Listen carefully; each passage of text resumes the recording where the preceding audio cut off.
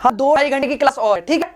आपकी 2.5 hours basically अच्छे से करते थे, अब हो गया आपका 8, ठीक है। कितना हो गया 8 PM हो गए सर, बिफोर 11 PM से पहले अब आपने अच्छे से स्टार्ट ड्रिंक बेसिकली फूड होगा, अपना स्नैक कर लिया होगा और बैठे बैठे भी आप थोड़ा बहुत कर सकते हो, बट आप रेस्ट कर लिया, माइंड रिफ्रेशमेंट मिल गया और चीजों में स्टार्ट करते हैं बहुत अच्छे से। हमारा इंडिया का मानसून क्लाइमेट ऑफ इंडिया को बहुत डिटेल में कवर करते हैं, ठीक है। ओके, डेल्टा ऐसे कुछ नहीं होता, रिवर अपने साथ सेडिमेंट्स लेके आते हैं तो वहां पर डेल्टा का फॉर्मेशन होता है, जब ये अपनी कोस्ट पर उन सेडिमेंट को डिपॉजिट कर देती है। फटाफट बात करें हम, आपका आ जाइए व्हाट इज क्लाइमेट और वेदर से चीजें स्टार्ट करें। ओके, फटाफट जल्दी से एक बार लक्ष्य करके स्टार्ट करें चीज को। Okay, what is climate, what is whether. देखिए गाइस बेसिकली क्या है जो हमारा इंडिया है ना, मैं आपको सबसे पहले एक बार ओवरव्यू बताऊं बहुत अच्छे। हमारा जो इंडिया है ना, इसका जो क्लाइमेट है वो आपका मानसूनल टाइप क्लाइमेट है। मतलब क्या सर मानसून टाइप क्लाइमेट, मतलब हमारा जो क्लाइमेट है ना वो अलग अलग फॉर्म में होता है। मतलब किसी का भी कहीं पर चाइना टाइप होगा, कहीं पर आपका टॉरेशियन टाइप होगा, कहीं पर आपका ट्रॉपिकल क्लाइमेट होगा, कहीं पर मानसून टाइप ऑफ क्लाइमेट होगा। अलग अलग टाइप से आपका पूरे वर्ल्ड में क्लाइमेट का डिवीजन हुआ है। जैसे आप इक्वेटर पर रहेंगे वहां का जो क्लाइमेट होगा वो थोड़ा हॉट होगा, जैसे जैसे आप पुल पर चलते चले जाएंगे वहां का क्लाइमेट थोड़ा नॉर्मल, थोड़ा कम होता चला जाएगा। ये पॉइंट आप सबको क्लियर होना चाहिए, ठीक है। तो सबसे इंपॉर्टेंट पॉइंट है कि जो हमारा क्लाइमेट और वेदर है इन दोनों में क्या डिफरेंस होता है। सर बेसिकली हमने हमेशा पढ़ा कि दोनों में सबसे बड़ा डिफरेंस होता है क्लाइमेट और वेदर में, वो होता है कंडीशन से साथ साथ टाइम का। मतलब जो आपका वेदर है ना वो शॉर्ट टर्म फिनोमेना है और क्लाइमेट आपका लॉन्ग टर्म फिनोमेना है। आपने हमेशा पढ़ा होगा कि क्लाइमेट शॉर्ट टर्म है और आपका weather sorry climate long term है। कितना long term sir, minimum 30 years, minimum 30 years तक। अगर हम कम से कम 30 साल तक temperature, wind, humidity, precipitation, atmospheric pressure, इन सब का एवरेज मिनिमम कम से कम 30 साल तक निकालते हैं और हम उस एरिया के क्लाइमेट को डिसाइड करते हैं, हम उस एरिया के क्लाइमेट को डिसाइड करते हैं। तो पॉइंट समझना क्या मैंने आपको बताया कि सर अगर मैंने रखा कि इंडिया का climate monsoon type of climate है तो मैंने टेम्परेचर का, विंड का, ह्यूमिडिटी का, एटमॉस्फेरिक प्रेशर और रेनफॉल दैट मींस प्रेसिपिटेशन, इनकी जो एवरेज कंडीशन थी ना वो मैंने कब तक मेजर की 35 इयर्स तक मेजर की और उन सबका सम निकाल के मैंने फाइंड आउट किया कि हमारा जो इंडिया है उसका climate monsoonal type of climate है। ये चीज मैंने फाइंड आउट की, इंडिया की जो क्लाइमेट है वो मानसूनल टाइप ऑफ क्लाइमेट है। पर जैसे ही हम आगे बढ़े एक कंसेप्ट आता है वेदर। ये वेदर क्या है, ये शॉर्ट टर्म फिनोमेना है। मतलब आपका जैसे क्लाइमेट तो मिनिमम कम से कम 30 साल तक की एवरेज कंडीशन है, टेम्परेचर की, एटमॉस्फेरिक प्रेशर की, प्रेसिपिटेशन, ह्यूमिडिटी, विंड की। वहीं पर अगर आप 1 आवर के लिए इन चीजों की एवरेज कंडीशन निकालेंगे तो उसको बोले वेदर। 1 डे, 2 डे, 3 डे और शॉर्ट पीरियड ऑफ टाइम। आपने देखा है कि एकदम क्या होता है, एकदम रेनफॉल होने लगी, एकदम सनशाइन आ गई, एकदम वहां पर क्लाउडी हो गया। हम हमेशा बोलते हैं कि वेदर चेंज हुआ है। क्यों? क्योंकि बहुत शॉर्ट पीरियड ऑफ टाइम के लिए होता है। क्यों? क्योंकि वहां की एटमॉस्फेरिक प्रेशर, वहां पर विंड की स्पीड, वहां पर टेम्परेचर, वहां की ह्यूमिडिटी जो एयर के अंदर मॉइस्चर होता है प्लस प्रेसिपिटेशन, वहां पर जो रेनफॉल है ना वो बहुत जल्दी वेरी कर रही है, वो बहुत जल्दी वेरी कर रही है। और इसी से क्या बोलते हैं हम कि जो इंडिया का बेसिकली क्लाइमेट है वो मानसूनल टाइप ऑफ क्लाइमेट है और क्लाइमेट लॉन्ग कंसेप्ट होता है। इन सारी चीजों की हमने 30 से ज्यादा साल तक एवरेज निकाला और फाइनल डिसीजन पर पहुंचे कि हमारा जो इंडिया है यहाँ पर मानसूनल टाइप ऑफ क्लाइमेट होता है और उसे बोलते हैं आपका मानसून। और जो आपका वेदर है वो शॉर्ट टर्म है किसी भी एरिया को, हमें ये बता दिए। उसके बाद हम आगे की तरफ बढ़े, ये पॉइंट गया जो हमारा बेसिकली मानसून है उस बारे में एक बार चीजें फटाफट कवर करते हैं। जो हमारा इंडिया मानसून है ना, इस मानसून वर्ड को हमने कहां से लिया है सर, ये अरबी वर्ड से लिया है जिसका मतलब होता है मौसम और उस मौसम का मतलब होता है रिवर्सल ऑफ विंड। इसका मतलब होता है रिवर्स ऑफ विंड, मतलब विंड की डायरेक्शन का रिवर्स करना, रिवर्सल ऑफ विंड को मानसून बोलते हैं।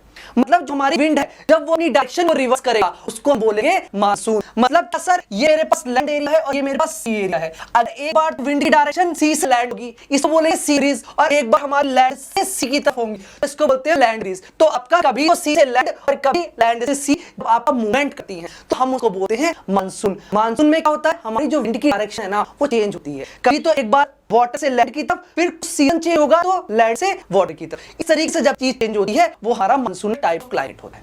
क्लियर है? फाइंड आउट बिल्कुल अच्छे। अब हम बात करते हैं कुछ फैक्टर्स होते हैं जो हमारे मानसून के ऊपर इफेक्ट डालते हैं। देयर आर सम फैक्टर जो हमारे मानसून के ऊपर इफेक्ट डालते हैं। उनमें जो सबसे पहला और इंपॉर्टेंट फैक्टर है वो है आपका लैटिट्यूड। समझना, सबसे पहला और इंपॉर्टेंट फैक्टर है लैटिट्यूड जो हमारे किसी भी एरिया के क्लाइमेट को इफेक्ट करते हैं। अगर इंडिया आपका ट्रॉपिकल या सब ट्रॉपिकल टाइप का क्लाइमेट है, समझना मेरा पॉइंट, इंडिया जो क्लाइमेट है वो मानसून टाइप क्लाइमेट है। बट हम क्या बोलते हैं, देखो बेसिकली हमारा क्लाइमेट है अलग अलग पार्ट में डिवाइड है। जो इक्वेटर है, समझ मेरा पॉइंट, जो इक्वेटर है यहाँ पर आपका क्लाइमेट होगा उसको हम बोलेंगे ट्रॉपिकल टाइप ऑफ क्लाइमेट। किस टाइप का, ट्रॉपिकल टाइप ऑफ क्लाइमेट। वहीं पर अगर हम इस ऊपर आएंगे यहाँ वाले एरिया पर, यहाँ पर बोलेंगे सब ट्रॉपिकल, मतलब ट्रॉपिकल से थोड़ा सा ऊपर उसको सब ट्रॉपिकल। इससे ऊपर जाएंगे तो वहां पर देंगे टेम्परेट टाइप ऑफ क्लाइमेट। इससे ऊपर आएंगे यहाँ पर पोलर रीजन आ जाएगा, टुंड्रा टाइगा रीजन। इसी तरीके से जो यहाँ पर ये ट्रॉपिकल टाइप टाइप का क्लाइमेट है। यहाँ पर इंडिया जो मानसूनी टाइप ऑफ क्लाइमेट है, एक तरीके से आप बोल सकते हो सब ट्रॉपिकल टाइप ऑफ क्लाइमेट है। जो टॉपिक से ऊपर सब ट्रॉपिकल टाइप ऑफ क्लाइमेट है इंडिया का। समझ आ गया? ओके फाइन, ये पॉइंट बिल्कुल क्लियर हो गया आपका। आगे हम बढ़ते हैं कि ये इंडिया का सब ट्रॉपिकल टाइप ऑफ क्लाइमेट है। अब क्वेश्चन बनता है सर इंडिया का सब ट्रॉपिकल टाइप ऑफ क्लाइमेट क्यों हुआ? इंडिया का टेम्परेट भी हो सकता था, ट्रॉपिकल भी हो सकता था। अगर आप फाइंड आउट करें इंडिया की लोकेशन, तो इंडिया की लोकेशन है बिल्कुल यहाँ पर, ये वाला जो पॉइंट है यहाँ से, इसको बोलते हैं हम topic of cancer. That means 23.5 degree north, और यहीं पर आपके साउथ में 23.5 डिग्री पे टॉपिक ऑफ कैप्रिकॉर्न। ये है कैंसर और यह है कैप्रिकॉर्न। और हमेशा याद रखना जो सन की रेज होती है ना, वो डायरेक्टली इस पोर्शन के बीच में पड़ती है। सन की रेज हमेशा डायरेक्टली इन दोनों पोर्शन के बीच में पड़ेगी, ना इससे ऊपर जाएगी ना इससे नीचे जाएगी। हमेशा सन हमेशा इन दोनों के बीच में मूव करेगा। जून में मैक्सिमम यहां पर आ जाएगा 22 जून में, मार्च पर इक्वेटर पर आ जाएगा, दिसंबर पर आपका ट्रॉपिक ऑफ कैप्रिकॉर्न आ जाएगा। इसके बीच में मूव करता रहा है। कभी भी सन की रेज इन दोनों लाइनों से, ट्रॉपिक ऑफ कैंसर और ट्रॉपिक ऑफ कैप्रिकॉर्न से ऊपर कभी भी शिफ्ट नहीं करेंगे। याद रखना कभी इन दोनों से ऊपर आपकी Tropic of Cancer Tropic of Capricorn से नहीं करेगी सन की रेज मूव। तो क्या हुआ सर, अगर बात करूं इस वाले रीजन में इंडिया से ट्रॉपिक ऑफ कैंसर पास होती है। अब सन की रेज डायरेक्टली ओवरहेड है। अब ओवरहेड है तो यहां पर हीट अप होगा, और हीट अप होने के साथ यहां पर एक तरीके से टेंपरेचर हाई होगा और लो प्रेशर क्रिएट होगा। और यही लो प्रेशर जो इंपॉर्टेंट है इंडिया के मानसून के लिए, वो मैं आपको बताने वाला हूं। इस लो प्रेशर वर्क कैसे करता है। जो यहां पर इंटेंस लो प्रेशर डेवलप होगा ना, वही लो प्रेशर सिस्टम पूरे मानसून की साइकिल को करने के लिए इंपॉर्टेंट हो जाता है। पहला पॉइंट। दूसरा पॉइंट क्या है सर, हमारे इंडिया का climate monsoonal type of climate है, इससे पीछे क्या फैक्टर है? क्या ये हमेशा मानसूनल टाइप ऑफ क्लाइमेट होता? अगर हमारा इंडिया पर यहाँ पर जो हिमालय है, ये भी बहुत बड़ा फैक्टर है इंडिया का जो आज का प्रेजेंट टाइप ऑफ क्लाइमेट है उसके लिए। क्यों? क्योंकि जो आपका साइबेरिया वाला एरिया है, वहां से कोल्ड साइबेरियन विंड आपकी इंडिया में एंटर कर जाती, और जब इंडिया के अंदर कोल्ड साइबेरियन विंड एंटर करती, तो जो आज प्रेजेंट टाइप पर सब ट्रॉपिकल और मानसून टाइप ऑफ क्लाइमेट है, वो इंडिया में एग्जिस्ट ही नहीं करता। वो इंडिया में एग्जिस्ट ही नहीं करता। समझ में आ गया? इंडिया में वो वाला मानसून एग्जिस्ट ही नहीं करता। अब बात करते हैं अलग अलग फैक्टर्स होते हैं जो हमारे मानसून को इफेक्ट करते हैं। पहला है लैटिट्यूड फैक्टर, कि आपका किसी भी एरिया पर किस टाइप का क्लाइमेट है, वो लैटिट्यूड बहुत ज्यादा इंपॉर्टेंट करता है। अगर कोई भी कंट्री इस इक्वेटर के बिल्कुल सामने है, तो यहाँ पर जो क्लाइमेट होगा, जो टेंपरेचर होगा वो हाई होगा, तो यहाँ का क्लाइमेट भी हॉट होगा। टेंपरेचर हाई होने के कारण यहाँ पर हीट होगी। और जैसे जैसे आप ऊपर की तरफ चले जाएंगे इक्वेटर से, अगर मान चलिए कोई कंट्री यहाँ पर 60 डिग्री लैटिट्यूड पर, तो आपको पता है जो टॉपिक ऑफ कैंसर है, इसे ऊपर कभी सन की रेज नहीं जाएगी। जैसे जैसे आप इक्वेटर से ऊपर चले जाएंगे, हायर लैटिट्यूड पे चले जाएंगे, आपका क्लाइमेट वहां पर या जो टेंपरेचर है वो लो होता चला जाएगा। तो याद रखना किसी भी एरिया का जो क्लाइमेट है वो लैटिट्यूड पर बहुत ज्यादा इफेक्ट डालता है। क्यों? क्योंकि अगर आपका इन दो लैटिट्यूड के बीच में है, तो वहां पर आपका ट्रॉपिकल टाइप ऑफ क्लाइमेट होगा। क्यों? क्योंकि टॉपिक के बीच में है। जैसे ही इनसे ऊपर जा स्टार्ट करोगे दोनों एरिया से, इक्वेटर से जैसे ही ऊपर जाओगे, आपका वहां पर टेंपरेचर थोड़ा कम होना स्टार्ट हो जाएगा। इक्वेटर के पास मैक्सिमम हीट होती है, इक्वेटर के पास मैक्सिमम हीट होती है। ये पॉइंट हमेशा याद रखना। कहां पर होती है मैक्सिमम हीट? इक्वेटर के पास हमेशा मैक्सिमम हीट होती है। ऊपर जाओगे, जैसे जैसे हायर लैटिट्यूड्स पर आओगे, आपका टेंपरेचर कम होता चला जाएगा। और ये पहला फैक्टर है किसी एरिया के क्लाइमेट को इफेक्ट करने का। मतलब the amount of solar energy received, जैसे जैसे आपका अर्थ है वो कर्वेचर की फॉर्म है इस तरीके से, और आपकी जो सन की रेज वो डायरेक्टली यहां पर पड़ेगी, और इन कर्वेचर वाले एरिया पर स्लैंटिंग रेज पड़ेगी। और जब रेज स्लैंट पड़ेगी तो वहां पर हीट नहीं होगी, वहां पर ज्यादा हीट अप नहीं होगा, टेंपरेचर लो होगा। और वहीं पर इस वाले एरिया में डायरेक्ट पड़ेगी, यहां पर ट्रॉपिक के पास आपका टेंपरेचर ज्यादा होगा, नियर द इक्वेटर ज्यादा होगा। समझ में आ गया? नियर द टेंपरेचर ज्यादा होगा। फटाफट जल्दी से आप लोग पढ़े क्या है, आप लोग जल्दी से बार लाइक शेयर करके चीजों को फोकस कीजिए। अननेसेसरी कमेंट चल रहे, अपनी घर की कहानियां सुना रखा आप लोगों ने, यहाँ पे अच्छे से कंसेप्ट क्लियर कर रहे हैं आप लोग, अपनी कहानियां चल रही हैं। अरे सीरियस नहीं हो रहने दीजिए, मत कीजिए क्लास रेंट। मैं फिर बोलता हूँ मुझे वही स्टूडेंट चाहिए सीरियस हो। अगर 50 तो 50 बहुत है, मुझे ही 200 50 250 की कोई जरूरत नहीं होगी। 50 हो, सीरियस हो, पॉइंट टू दी बात, बिल्कुल सही बात हो, सिलेक्शन 19 होना चाहिए। अननेसेसरी टॉक का कोई फायदा नहीं है, ठीक है। सेकंड एल्टीट्यूड के बारे में, एल्टीट्यूड का कैसे रोल प्ले करता है? समझिए एल्टीट्यूड का क्या रोल प्ले करता है। मतलब अगर आप ये देखिए सेम एल्टीट्यूड का रोल बताऊं, क्या एल्टीट्यूड का रोल होता है हमारे क्लाइमेट को इफेक्ट करने के लिए, चेंज करने के लिए। अब मैं आपको बताऊं, ये हमारा इक्वेटर है, ठीक है, ये हमारा इक्वेटर, यहाँ पर 20 डिग्री लैटिट्यूड है, 20 डिग्री लैटिट्यूड है। अब इस लैटिट्यूड पर अगर ये वाला एरिया प्लेन है, ठीक है, 20 डिग्री पर, और यहाँ पर ये वाला एरिया माउंटेन वाला, बट दोनों किस पे लाई कर रहे हैं? 20 डिग्री लैटिट्यूड लाई कर रहे हैं। तो आप नोटिस करोगे कि इस वाले एरिया पर सन की रेज बराबर पड़ रही है, उतनी ही सन की जो रेज है वो बराबर 20 डिग्री पर पूरे पे सेम पड़ रही है। बट आप नोटिस करोगे जो ये प्लेन वाला एरिया है, इसका टेंपरेचर हाई होगा, यहाँ पर टेंपरेचर हाई होगा। वहीं जो माउंटेन के ऊपर की पीक है, यहाँ का टेंपरेचर लो होगा, यहाँ का टेंपरेचर लो होगा। इसको बोलते हैं एल्टीट्यूड का इफेक्ट।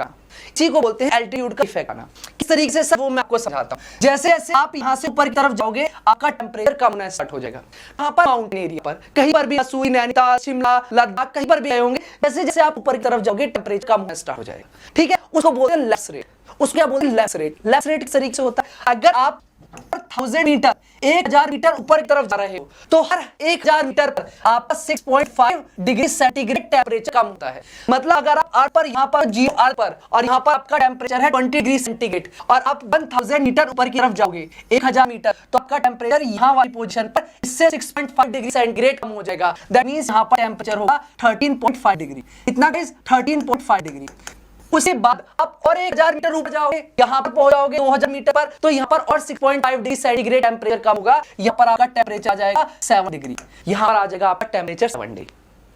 समझ आ गया? यहाँ पर क्या जाएगा सर? आपका टेम्परेचर 7 डिग्री। तो पॉइंट टू बी नोटेड कि यहाँ पर जो हमारा जैसे जैसे हम हायर एल्टीट्यूड पे जा रहे हैं हमारा टेम्परेचर डिक्रीज हो रहा है। सर डिक्रीज हो रहा है, आपने लैप्स रेट भी बता दिया पर आपने रीजन ही बताया। फिर आप बोल रहे हो कि वाई, और यहाँ पर वाई तो केयर करना है कैसा हुआ क्यों। यहाँ पर तो हमें पता कर लिया ऊपर जैसे लैटिट्यूड पे आएंगे सन की रेज डायरेक्टली नहीं पड़ रही है और सन की रेज जब डायरेक्टली नहीं पड़ेगी तो ऊपर चले जाएंगे, मूव करते चले जाएंगे, टेम्परेचर आपका अपने आप ही चला जाएगा। बट यहाँ पर आपने बताया 1000 मीटर पर, इधर जो 1000 मीटर 23.5 डिग्री सेल्सियस है, 1000 मीटर और ऊपर गए यहाँ 6.5 माइनस हो गया 17 आ गया। इससे ऊपर 1000 मीटर और गए यहाँ पर फिर माइनस 6.5 डिग्री हो गया। समझ में आ गया कि लैप्स रेट होता है ना वो एवरेज 1000 मीटर पर 6.5 डिग्री सेंटीग्रेड टेम्परेचर कम हो जाता है।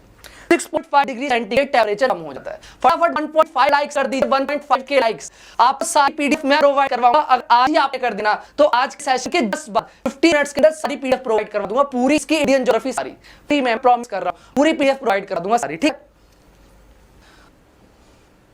हम बात करते हैं आगे की तरफ कि ऐसा हुआ क्यों। जैसे जैसे लैटिट्यूड पर ऊपर है वहां पर टेम्परेचर आपका डिक्रीज होने लगा। चीजें समझिए, देखिए क्यों सर। आप अब बात बताइए कि सर यहाँ पर ये है हमारे पास अर्थ, ये अर्थ हमारे पास, ठीक है। यहाँ नीचे हमारी अर्थ का सरफेस, यहाँ पर आपका क्या हुआ अर्थ के बाद यहाँ पर ऊपर माउंटेन है, ठीक है। यहाँ पर माउंटेन है, समझना मेरा पॉइंट। सर यहाँ पर अर्थ है और ऊपर की तरफ ये माउंटेन है और हमारा सन यहाँ पे है। तो सन की रेस तो माउंटेन पर पहले पड़ेगी, अर्थ पर लेट आएगी तो ज्यादा ही तो ये इसको अब्सॉर्ब करनी चाहिए। तो ऊपर वाला एरिया और तो टेम्परेचर लो होना चाहिए, हाई होना चाहिए। ये माउंटेन तो और जल्दी हीट अप होना चाहिए, माउंटेन तो और जल्दी क्या होना चाहिए समझना मेरे पास। जो माउंटेन है ये और जल्दी हीट अप होगा, क्यों? क्योंकि सकी रे मिल रही है। बट ये वाला पोर्शन हीट अप क्यों नहीं हो रहा है? नीचे वाला पोर्शन क्यों हीट अप हुआ? अर्थ का सरफेस ज्यादा हीट अप क्यों है कंपेयर टू इसके? मुझे ये बताइए, फटाफट लॉजिक कीजिए। अब मैं बताता हूं क्यों आया, अब मैं बताता हूं ऐसा क्यों हुआ। समझना मेरा पॉइंट। ऐसा इसलिए हुआ क्योंकि हमारी जो ये अर्थ है यहाँ पर अर्थ की ग्रेविटेशनल फोर्स होती है। अर्थ की फोर्स होती है, उस फोर्स का नाम ग्रेविटेशनल फोर्स। और ग्रेविटेशनल फोर्स क्या करती है? जो भी हमारा एटमॉस्फेयर है इस बाइंड करके रखती है, इसे अपने पास रखती है। जितनी ज्यादा अर्थ के पास आप जितनी होगे यहाँ पर ग्रेविटेशनल फोर्स उतनी स्ट्रांग होगी। जैसे आप ऊपर की तरफ मूव करोगे ग्रेविटेशनल फोर्स वीक हो जाएगी। यहाँ पर स्ट्रांग है, इससे दूर चले जाओगे ग्रेविटेशनल फोर्स वीक हो जाएगी। जहां पर ग्रेविटेशनल फोर्स जितनी स्ट्रांग होगी उतना ज्यादा एटमॉस्फेयर वहां के पास होगा। कि अर्थ जैसे हमें आज जब अर्थ के ऊपर खड़े हुए हैं उसका रीजन क्या है? अर्थ एक ग्रेविटेशनल फोर्स है। आपने सुना होगा कि एप्पल का जब हमारा एप्पल का टेस्ट हुआ था, जो एप्पल ऊपर गिरा था तो हमने क्या पता लगाया था? ग्रेविटी, कि जो एप्पल आपका पेड़ से गिरा है वो ऊपर की तरफ भी जा सकता था बट नीचे की तरफ क्यों गिरा? उसके पीछे लॉजिक क्या था कि अर्थ अपनी ग्रेविटेशनल फोर्स है वो अपने पास नीचे की तरफ फेंकती है। इसी तरीके से मैं यहाँ पर खड़ा हुआ हूँ, उसके पीछे पॉसिबल है अर्थ की ग्रेविटेशनल फोर्स। अगर ग्रेविटेशनल फोर्स नहीं होती तो क्या पता मैं आसमान में उड़ रहा होता। आपने देखा है मून वाले एरिया में जहां पर मून है और सैटेलाइट है वहां पर ग्रेविटेशनल फोर्स नहीं होती। इस वजह से वहां पर आपने देखा होगा जो एस्ट्रोनॉट्स हैं वो उड़ते हैं ऊपर, वहां एक प्रेजेंट पोजीशन पर अच्छे से स्टैंड स्टिल नहीं रह सके, एब्सेंस ऑफ ग्रेविटेशनल फोर्स। यही कारण है कि अर्थ की ग्रेविटेशनल फोर्स है वो इसके नीचे सरफेस में मैक्सिमम होती है, उसके सरफेस पर मैक्सिमम होती है ग्रेविटेशनल फोर्स, ठीक है। और सर सबसे ज्यादा जो मैक्सिमम होती है वो कहां पे होती है? कोई बताए ग्रेविटेशनल फोर्स मैक्सिमम कहां पे होती है? कोई मुझे बता दीजिए, पोल पे होती है या इक्वेटर पर होती है? बताइए, पोल पर होती है या कहां पर होती है? फटाफट जल्दी से भाई, फालतू का डिस्कशन नहीं, ब्लॉक कर दो जो अननेसेसरी। बहुत सीरियस टॉपिक चल रहा है, आप तो अननेसेसरी कमेंट कर रहे हो। फटाफट बताइए, इक्वेटर पर या पोल पर? बहुत बार बताया पोल पे होती है। क्यों? क्योंकि सर जहां पर, याद रखना सर, जहां पर मटेरियल की डेंसिटी मैक्सिमम होगी, जहां पर मटेरियल की डेंसिटी मैक्सिमम होगी वहां पर ग्रेविटेशनल फोर्स बहुत हाई होगा। तो अर्थ के नीचे मटेरियल है, सियाल है, सीमा है, निकल है, आयरन है, प्रेजेंट है हमारे अर्थ पर। Silicon, aluminium, silicon, magnesium, iron, nife, nickel present है। और जहां पर इन मिनरल्स की डेंसिटी ज्यादा होगी ये आपकी वहीं पर ग्रेविटेशनल फोर्स भी ज्यादा होगी, वहीं पर ग्रेविटेशनल फोर्स ज्यादा होगी। तो सर इक्वेटर के पास ज्यादा है या पोल के पास ज्यादा है? ये पॉइंट याद रखना कि सर इक्वेटर के पास तो बेसिकली अगर हम बात करना कि पोल पर क्यों ग्रेविटेशनल फोर्स ज्यादा है, क्योंकि जो डिस्टेंस है ना from the centre of the earth, centre of the earth से जो डिस्टेंस है ना वो पोल का कम है, और पोल का डिस्टेंस कम है, इसीलिए यहाँ पर डेंसिटी के कारण आपका पास होने के कारण जो सेंटर पॉइंट है, ये देखिए यहाँ पर पोल है, यहाँ पर पोल है, और यहाँ पर मटेरियल की डेंसिटी है अर्थ के सेंटर से, और वहीं पर ये वाला पोर्शन इक्वेटर का, इक्वेटर का डिस्टेंस ज्यादा है इसके सेंटर से, तो यहाँ पर gravitational force in density material की कम हो जाएगी क्योंकि इसको ज्यादा डिस्टेंस ट्रैवल करना पड़ रहा है। वहीं पर पोल का जो पोजीशन है सेंटर से, वो आपका मटेरियल की डेंसिटी का वो कम है। यही रीजन है जो डेंसिटी होती है मटेरियल की, वो पोल पर सेंटर से डिस्टेंस है वो लेस है, इसी वजह से पोल पर ग्रेविटेशनल फोर्स है वो मैक्सिमम ज्यादा होती है compare to equator, least distance होता है, इस वजह से आपकी पोल पर डेंसिटी कम होती है। क्लियर है? किसी स्टूडेंट कोई डाउट ग्रेविटेशन का भी मैं कांसेप्ट समझा दिया, ग्रेविटेशनल फोर्स क्यों होती है, कैसे होती है, क्लियर है? समझ में गया? अब ये फटाफट चीजों को समझिए। आगे वाला ग्रेविटेशनल फोर्स का रूल, यहाँ पे ये हमारी अर्थ है, अब क्या हुआ सर अर्थ है, तो ऐसा क्या हुआ अर्थ इस तरीके से हमारा यहाँ पर ग्रेविटेशनल फोर्स स्ट्रांग है, यहाँ पर एटमॉस्फेयर ज्यादा हो गया क्योंकि अर्थ की ग्रेविटेशनल फोर्स ने यहाँ पर एटमॉस्फेयर को बाइंड करके रख दिया, एटमॉस्फेयर को जकड़ के रखा अपनी ग्रेविटेशनल फोर्स से। क्या हुआ सर, वहीं पर जैसे ही आप माउंटेन के ऊपर जाओगे, माउंटेन के ऊपर जाओगे, इस हाई हाइट पर ग्रेविटेशनल फोर्स अर्थ की वीक हो जाएगी क्योंकि सेंटर से जो डिस्टेंस है यहाँ पर कम है। अभी बताया था मैं पोल इक्वेटर के केस में, और डिस्टेंस कम होने के कारण ग्रेविटेशनल फोर्स ने इस एरिया पर ज्यादा एटमॉस्फेयर को बाइंड करके रखा हुआ। माउंटेन हायर हाइट है, 2000, 3000, 5000, 6000 मीटर, 8000 मीटर तक अर्थ की ग्रेविटेशनल फोर्स वीक होती चली जाएगी, ऊपर आकर वीक एटमॉस्फेयर हो जाएगा, यानी कि जो एटमॉस्फेयर है वो थिन हो जाएगा। एटमॉस्फेयर हो जाएगा सर, एटमॉस्फेयर हो जाएगा थिन, समझ में आ गया? एटमॉस्फेयर क्या हो जाएगा, थिन एटमॉस्फेयर हो जाएगा, हमारा हल्का एटमॉस्फेयर हो जाएगा। और यही रीजन है कि जब आप हायर एरियाज पे आते हैं, लेह लद्दाख वाले एरिया पर, आप हायर एरिया और जो हिमाचल आपका स्पीति वैली एरिया पे जाते हैं तो बहुत ही हाइट पर है, और हाइट के कारण ग्रेविटेशनल फोर्स के कारण उस एरिया पर एटमॉस्फेयर कम है, और एटमॉस्फेयर के अंदर ऑक्सीजन भी जो है 21%, ऑक्सीजन भी कम हो गई, इसी वजह से आपको वहां पर सांस लेने में प्रॉब्लम होती है, इसी वजह से वहां पर ऑक्सीजन की कमी होती है, जिसके कारण आपको वहां पर सांस लेने में ब्रीथिंग प्रॉब्लम भी आती है at higher altitude. At higher altitude जो माउंटेन एरिया है वहां पर, क्योंकि एटमॉस्फेयर तो नीचे वाले सेकंड में ज्यादा है, ऊपर तो वीक हो गया ड्यू टू ग्रेविटेशनल फोर्स। ये कांसेप्ट आपका सर अब चीजें समझ में आई, एटमॉस्फेयर ही तो थिन है, यहाँ पर एटमॉस्फेयर ज्यादा है, हीट का क्या कांसेप्ट है, ऊपर जाने से टेंपरेचर कम क्यों हो रहा है, ये वाला कांसेप्ट समझना है सबसे इंपॉर्टेंट। अब समझता हूं, देखिए अब समझता हूं, देखिए समझाइए।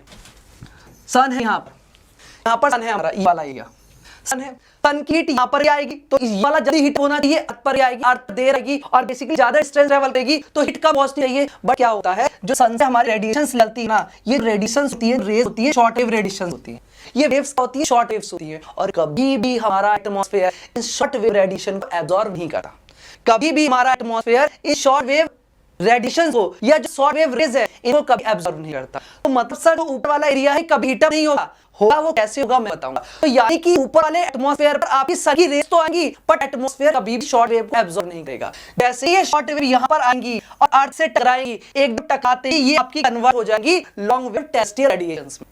इसमें कन्वर्ट जाएंगी, ये कन्वर्ट हो जाएंगी लॉन्ग वेव टेरेस्ट्रियल रेडिएशंस में, और जैसे ही long wave terrestrial radiation convert हुई अब ये सन की हीट को एब्जॉर्ब करेंगी। क्यों? जो हमारा एटमॉस्फेयर है शॉर्ट वेव को एब्जॉर्ब नहीं करेगा। जैसे ही लॉन्ग वेव अर्थ से टकराई, लॉन्ग वेव बनी और लॉन्ग वेव टेरेस्ट्रियल रेडिएशन एकदम यहाँ का जो एटमॉस्फेयर है उसे हीट को एब्जॉर्ब करना स्टार्ट कर दिया, क्योंकि एटमॉस्फेयर तो शॉर्ट वेव कर ही रहा, लॉन्ग वेव एकदम हीट अप करना स्टार्ट कर दिया। और अर्थ का ये वाला एरिया है, अर्थ का जो ये वाला एरिया है इसने हीट को ट्रैप कर लिया, हीट को एब्जॉर्ब कर लिया। हम हमेशा बोलते हैं कि जो ग्रीन हाउस गैस है वो ग्लोबल वार्मिंग को बढ़ा रही है। क्यों? क्योंकि यार जो ग्रीन हाउस गैस है ना, मीथेन सारी HFC, CFC, यहाँ पर इनकी हीट को एब्जॉर्ब करने की टेंडेंसी होती है, ज्यादा होती है कंपेयर टू अदर गैस।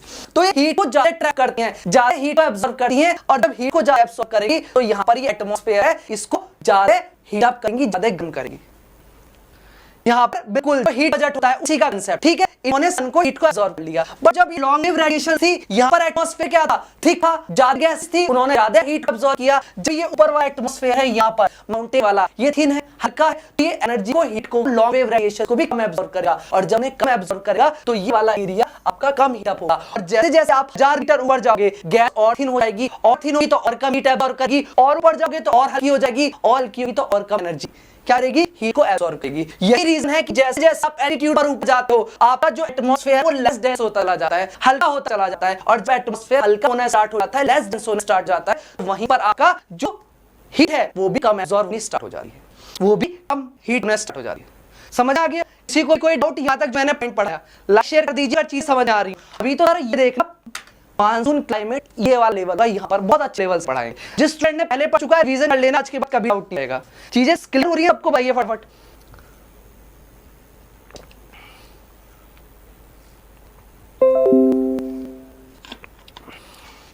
फटाफट जल्दी थम्स अप दीजिए, क्लियर है सबको? ठीक, 12 घंटे क्लास ले रिकॉर्ड बना दे आज, ठीक है। 12 आवर का सेशन होगा कंटिन्यूअस 12 घंटे, बस आपका सपोर्ट चाहिए। बैठ के नहीं पा रहे, खड़े होकर पढ़ा रहे, पूरा ब्लैक बोर्ड पे अच्छे से, मतलब स्मार्ट बोर्ड है पूरे 6 से आप लोग सपोर्ट कीजिए एंड पूरा रिकॉर्ड 12 आवर सेशन होगा, ठीक है। बस चीजें अच्छे कीजिए, उसके बाद नेक्स्ट सेशन करेंगे बाद में, जिसमें पूरा एक सेशन है लेंगे 24 घंटे का 24 आवर सेशन, जिसमें इंडियन ज्योग्राफी, फिजिकल ज्योग्राफी पूरी कंप्लीट, सारी पोर्शन कंप्लीट फ्यूचर में, ठीक है। ओके ठीक है, फटाफट जल्दी से मेरे सब बने, ये 2 से 2.5 घंटे का टाइम हो गया, कितना हो गया 11 होती है हमारा पूरा 12 आवर्स का सेशन हो जाएगा, बस आप लोगों का सपोर्ट चाहिए, ठीक है। बस चीजों अच्छे कीजिए। उसके बाद बात करते हैं एल्टीट्यूड के बारे में। एल्टीट्यूड का कांसेप्ट समझ में आ गया, क्लाइमेट को कैसे इफेक्ट करता है, यही रीजन है जो कंट्रीज या जो बेसिकली आपके एरिया है हायर एल्टीट्यूड पर है, हायर माउंटेन एरिया पर है, वहां का टेंपरेचर लो होता है कंपेयर टू वो एरिया जो लोअर एल्टीट्यूड पर है, जो कम हाइट पर, वहां का टेंपरेचर थोड़ा सा हाई होता है, वहां का थोड़ा हाई होता है। ओके, अब बात करते हैं प्रेशर और विंड सिस्टम का। प्रेशर और विंड सिस्टम का मैं एक बार बात करता हूं फटाफट, चीजों के साथ समझिए। प्रेशर और विंड सिस्टम का क्या रोल है, इस पॉइंट को समझ गए ना, पूरा मानसून समझ जाओगे इसी पॉइंट से। प्रेशर और विंड सिस्टम का रोल है ना, इससे पूरा मानसून समझ जाओगे। उसके बाद कुछ खेल ही है मानसून, अगर ये टॉपिक समझ गए, ठीक है। फटाफट दिया आइए आज, ये फटाफट दी मानसून का फटाफट जल्दी से कंप्लीट करते हैं। देखिए क्या है आपका, अगर बात करूं यहाँ पर बेसिकली इंडिया वाला लोकेशन है, यहाँ पर अगर मैं बात करूं यहाँ से इंडिया वाली लोकेशन है ये वाली, ठीक है। और यहाँ पर बेसिकली आपका है सी वाला एरिया, यहाँ पर है आपका ओशियन सी, ये वाला एरिया, ये है ओशियन है, और यहाँ पर लैंड एरिया है, यहाँ पर ही लैंड एरिया है, समझना का पॉइंट, यहाँ पर लैंड एरिया है, ठीक है। और ये वाला एरिया क्या है, ये सी वाला एरिया है, और ये लैंड वाला एरिया है, गॉट इट, ठीक है। अब होगा इससे होगा चीजों को समझना का,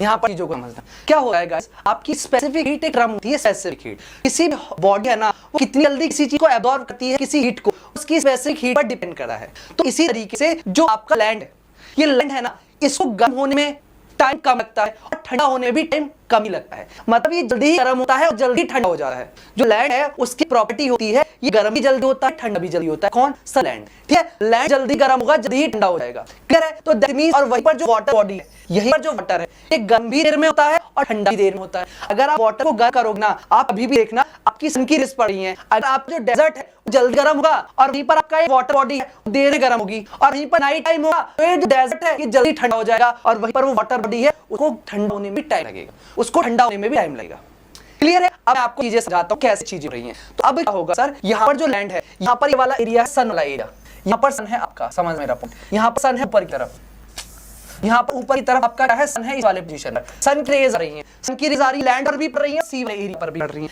लैंड पर भी सन की रेज पड़ रही है और सी वाले एरिया से भी सन की रेज पड़ रही है। तो सर इससे क्या होगा, जब लैंड पर भी रेज पड़ रही है और सन इससे भी रेज पड़ रही है, कहां पर, लैंड पर भी और आप सी पर भी, तो लैंड क्या प्रॉपर्टी, जल्दी हीट अप जाता है। तो लैंड क्या हो गया, हीट अप हो गया, इसका टेंपरेचर क्या हो गया, हाई हो गया, टेंपरेचर हाई हो गया, एकदम हीट अप होते ही, ठीक है। वहीं पर ये ओशियन है, वाटर बॉडी है, यहाँ पे क्या होगा, जैसे ही हीट अप होगी, ओशियन जैसे ही हीट अप होगा, इसका टेंपरेचर क्या है, हीट तो ये भी हो रहा है, लैंड के कंपेयर में कम हीट हुआ है। अगर लैंड का टेंपरेचर 35 डिग्री सेंटीग्रेड ना, तो इसका 25-26 होगा। ये मतलब नहीं है कि वाटर बॉडी हीट अप नहीं हो रही है, हीट अप हो रही है, इस लैंड के कंपेयर में कम हो रही है, इस लैंड के कंपेयर में थोड़ा सा कम हो रही है, ठीक है। ओके, तो अब क्या होगा, अब क्या होगा, ये लैंड जल्दी हीट अप हो गया, इसका टेंपरेचर हो गया हाई, ठीक है, इसका टेंपरेचर, वहीं पर इसका टेंपरेचर क्या है, लो। अब बोलोगे यार हीट अप तो ये भी हुआ है, टेंपरेचर लो क्यों, कंपेयर टू लैंड। अगर मैं इसके साथ कंपेयर कर रहा हूं, अब की बात कर रहा हूं मैं, क्लियर है यहाँ तक, ये पॉइंट मेरे हिसाब से सबको समझ में आ गया, टेंपरेचर हाई और लो का एक और कांसेप्ट है जो आपको समझना है, temperature is inversely proportional to the pressure. ये पॉइंट आप याद कर लीजिए, रट लीजिए, कुछ ही कर लीजिए। अगर समझना है बहुत अच्छे से, तो मेरा मानसून वाला टॉपिक है, उसको देख लीजिए, उसमें मैंने बहुत डिटेल पढ़ा हुआ है, वहां पर इतने डिटेल बहुत अच्छे से, ठीक है। Temperature is inversely proportional to the pressure. अब मेरे से यूं कहना, फिर मैं बोलता हूं बहुत स्टूडेंट, और P = RT, ideal gas equation है, pressure is directly proportional to the temperature, but ये वाला कांसेप्ट आइडियल गैस का है, हमारे वाले कांसेप्ट में, मानसून वाले कांसेप्ट में कोई रोल नहीं है। यहाँ पर टेंपरेचर और प्रेशर इनवर्सली प्रोपोर्शनल है, और मैं लॉजिक के साथ समझा हुआ है क्यों ऐसा है, इनवर्सली प्रोपोर्शनल है। दोबारा फटाफट आइए बता देता हूं क्यों इनवर्सली प्रोपोर्शनल है। देखिए जल्दी देखिए, यहाँ पर एरिया है, यहाँ पर आपने क्या किया, टेंपरेचर हाई किया, टेंपरेचर हाई किया, इस वाले एरिया की एयर क्या होगी, वार्म होगी, गर्म होगी, और वार्म एयर आपको पता है ऑलवेज राइज करती है, ऑलवेज राइज करती है। एयर ने यहाँ से राइज करना स्टार्ट कर दिया, एयर ने राइज करना स्टार्ट कर दिया, अब एयर ने राइज कर दिया, यहाँ पर तो एयर बची नहीं, यहाँ पर तो एयर बची नहीं, तो एयर ही बची, उसका प्रेशर ही कम हुआ, तो टेंपरेचर हाई हुआ तो प्रेशर कम हो गया, टेंपरेचर हाई हुआ तो प्रेशर अपने आप कम हो गया, क्लियर है। टेंपरेचर हाई हुआ तो प्रेशर कम हो गया, यहाँ पर कांसेप्ट क्लियर है। अब बात करते हैं, टेंपरेचर लो है तो प्रेशर हाई होगा, क्योंकि दोनों इनवर्सली प्रोपोर्शनल है, वो भी कंडीशन लिख लेते हैं। इसलिए एरिया का टेंपरेचर लो है, टेंपरेचर लो है, और आपको पता है जब किसी भी चीज का टेंपरेचर लो होता है तो गर्म ठंडी चीज हमेशा डिसेंड करती है, ठंडी चीज हमेशा डिसेंड करती है, और गर्म चीज हमेशा राइज करती है। Warm air always rise, cool air always descend, तो क्या हुआ, अब ठंडी कूल एयर यहाँ पर डिसेंड करेगी, टेम्परेचर लो है, ठंडी है, डिसेंड करेगी, अब डिसेंड करेगी तो और एयर आएगी, तो खूब सारी एयर एक साथ आएगी, तो एयर का प्रेशर ज्यादा जाएगा और यहाँ पर होगा हाई प्रेशर, यहाँ पर होगा हाई प्रेशर, इस वाले एरिया में क्या होगा, हाई प्रेशर। समझ में गया? फटाफट लाइक शेयर करो जल्द से, ठीक है? अरे मेरे ऊपर छोड़ो, आप पढ़ो अच्छे से, मैं पूरे दिन पे कल पढ़ा सकता हूँ, ठीक है? 200 वॉचिंग कर दो जल्दी से, मैं सुबह तक पढ़ा दूं, ठीक है? मेरे ऊपर मत रहो, पढ़ने वाले तो बनो, ठीक है? तो हुआ temperature is inversely proportional to pressure, दोनों क्या है, इनवर्सली प्रोपोर्शनल, टेम्परेचर हाई हुआ प्रेशर डाउन होगा। Got it? किसी को कोई डाउट यहां तक जो हमने कंसेप्ट पढ़ा कि temperature high pressure low, temperature high pressure low, land का टेम्परेचर हाई था, प्रेशर लो गया क्योंकि इनवर्सली प्रोपोर्शनल है, टेम्परेचर लो, सी का प्रेशर हाई हो गया, प्रेशर हाई हो गया, ठीक है? अब एयर की और टेंडेंसी होती है, एयर की एक और टेंडेंसी होती है कि एयर ऑलवेज मूव करती है हाई प्रेशर से लो प्रेशर की तरफ। जो एयर है ना ऑलवेज मूव करेगी हाई प्रेशर से लो प्रेशर की तरफ। क्यों सर? यहाँ पर आपके 100 स्टूडेंट हैं, 100 बच्चे हैं इस रूम में, और इस रूम में आपके 10 स्टूडेंट्स, ये 100 स्टूडेंट कहाँ पर जाएंगे? यहाँ पर 10 स्टूडेंट होंगे कम वाली एरिया में, यहाँ पर क्या है, यहाँ पर एयर के गैस बहुत सारे मॉलिक्यूल्स हैं, अब वो कहाँ पर आएंगे, यहाँ पर खाली जगह होगी, तो कहाँ पर, हाई प्रेशर से लो प्रेशर की तरफ ऑलवेज मूव करेगी, हाई प्रेशर से ऑलवेज लो प्रेशर की तरफ मूव करेगी। बिल्कुल सही बात है, प्रेशर ग्रेडियंट वाला कंसेप्ट लगा है, ठीक है? हाई प्रेशर से लो प्रेशर की तरफ एयर का मूव होगा।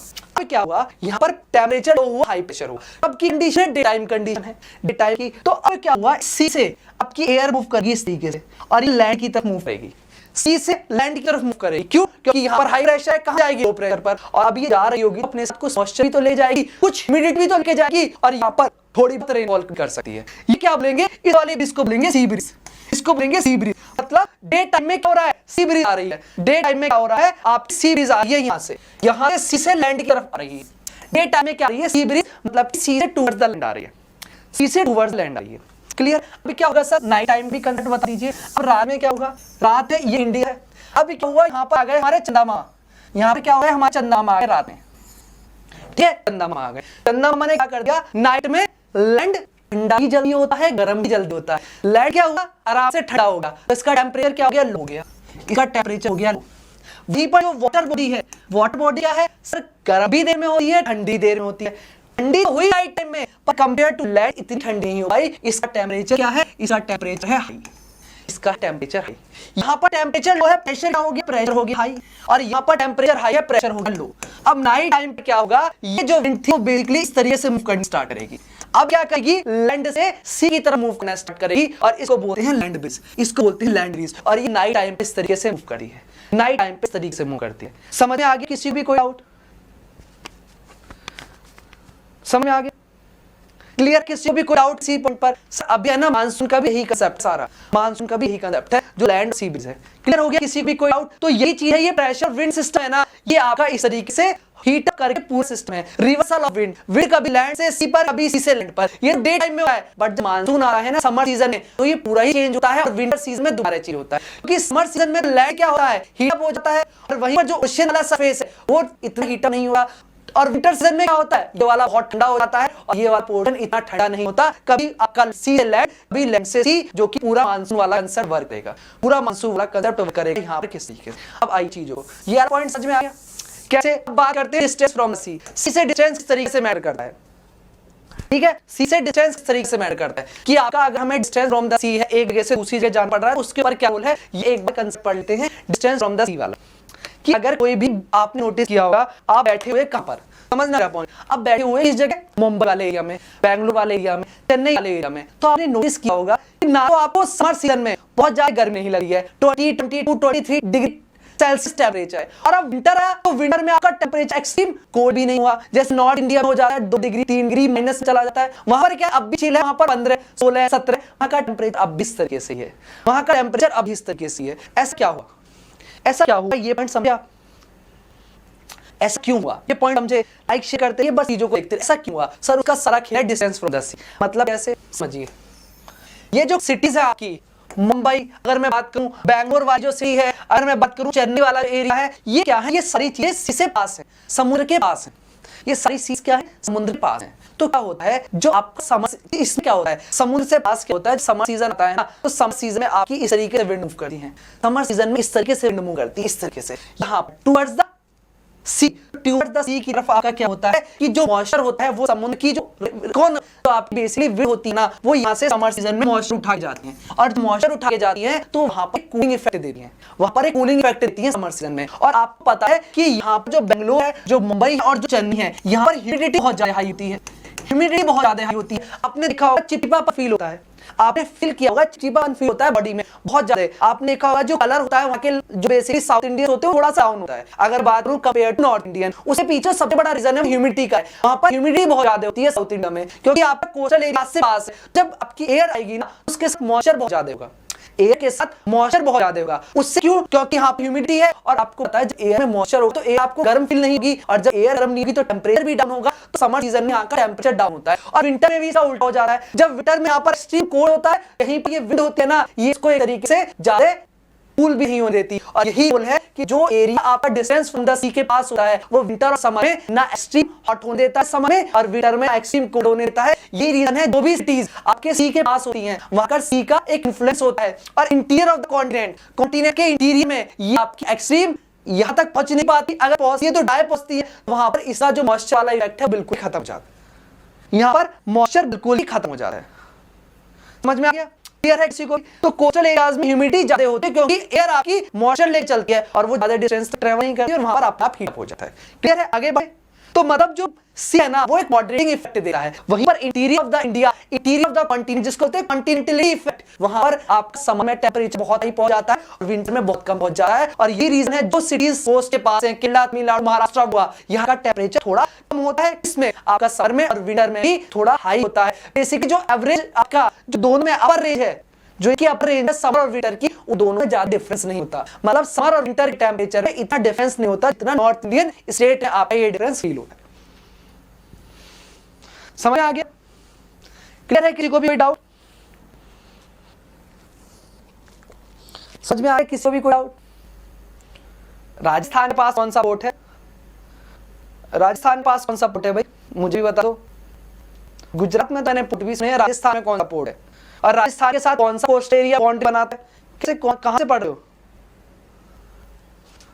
कैसे कोई लोकल राइटर की लेखा गया, किसी के घर पे लिख दो उसमें पढ़ रहा हूं राजस्थान में कौन सा पोर्ट आ गया? ये तो अब पढ़ा सुबह थोड़ी देर पहले, मुझे भी घूमना इस वाले पोर्ट पे।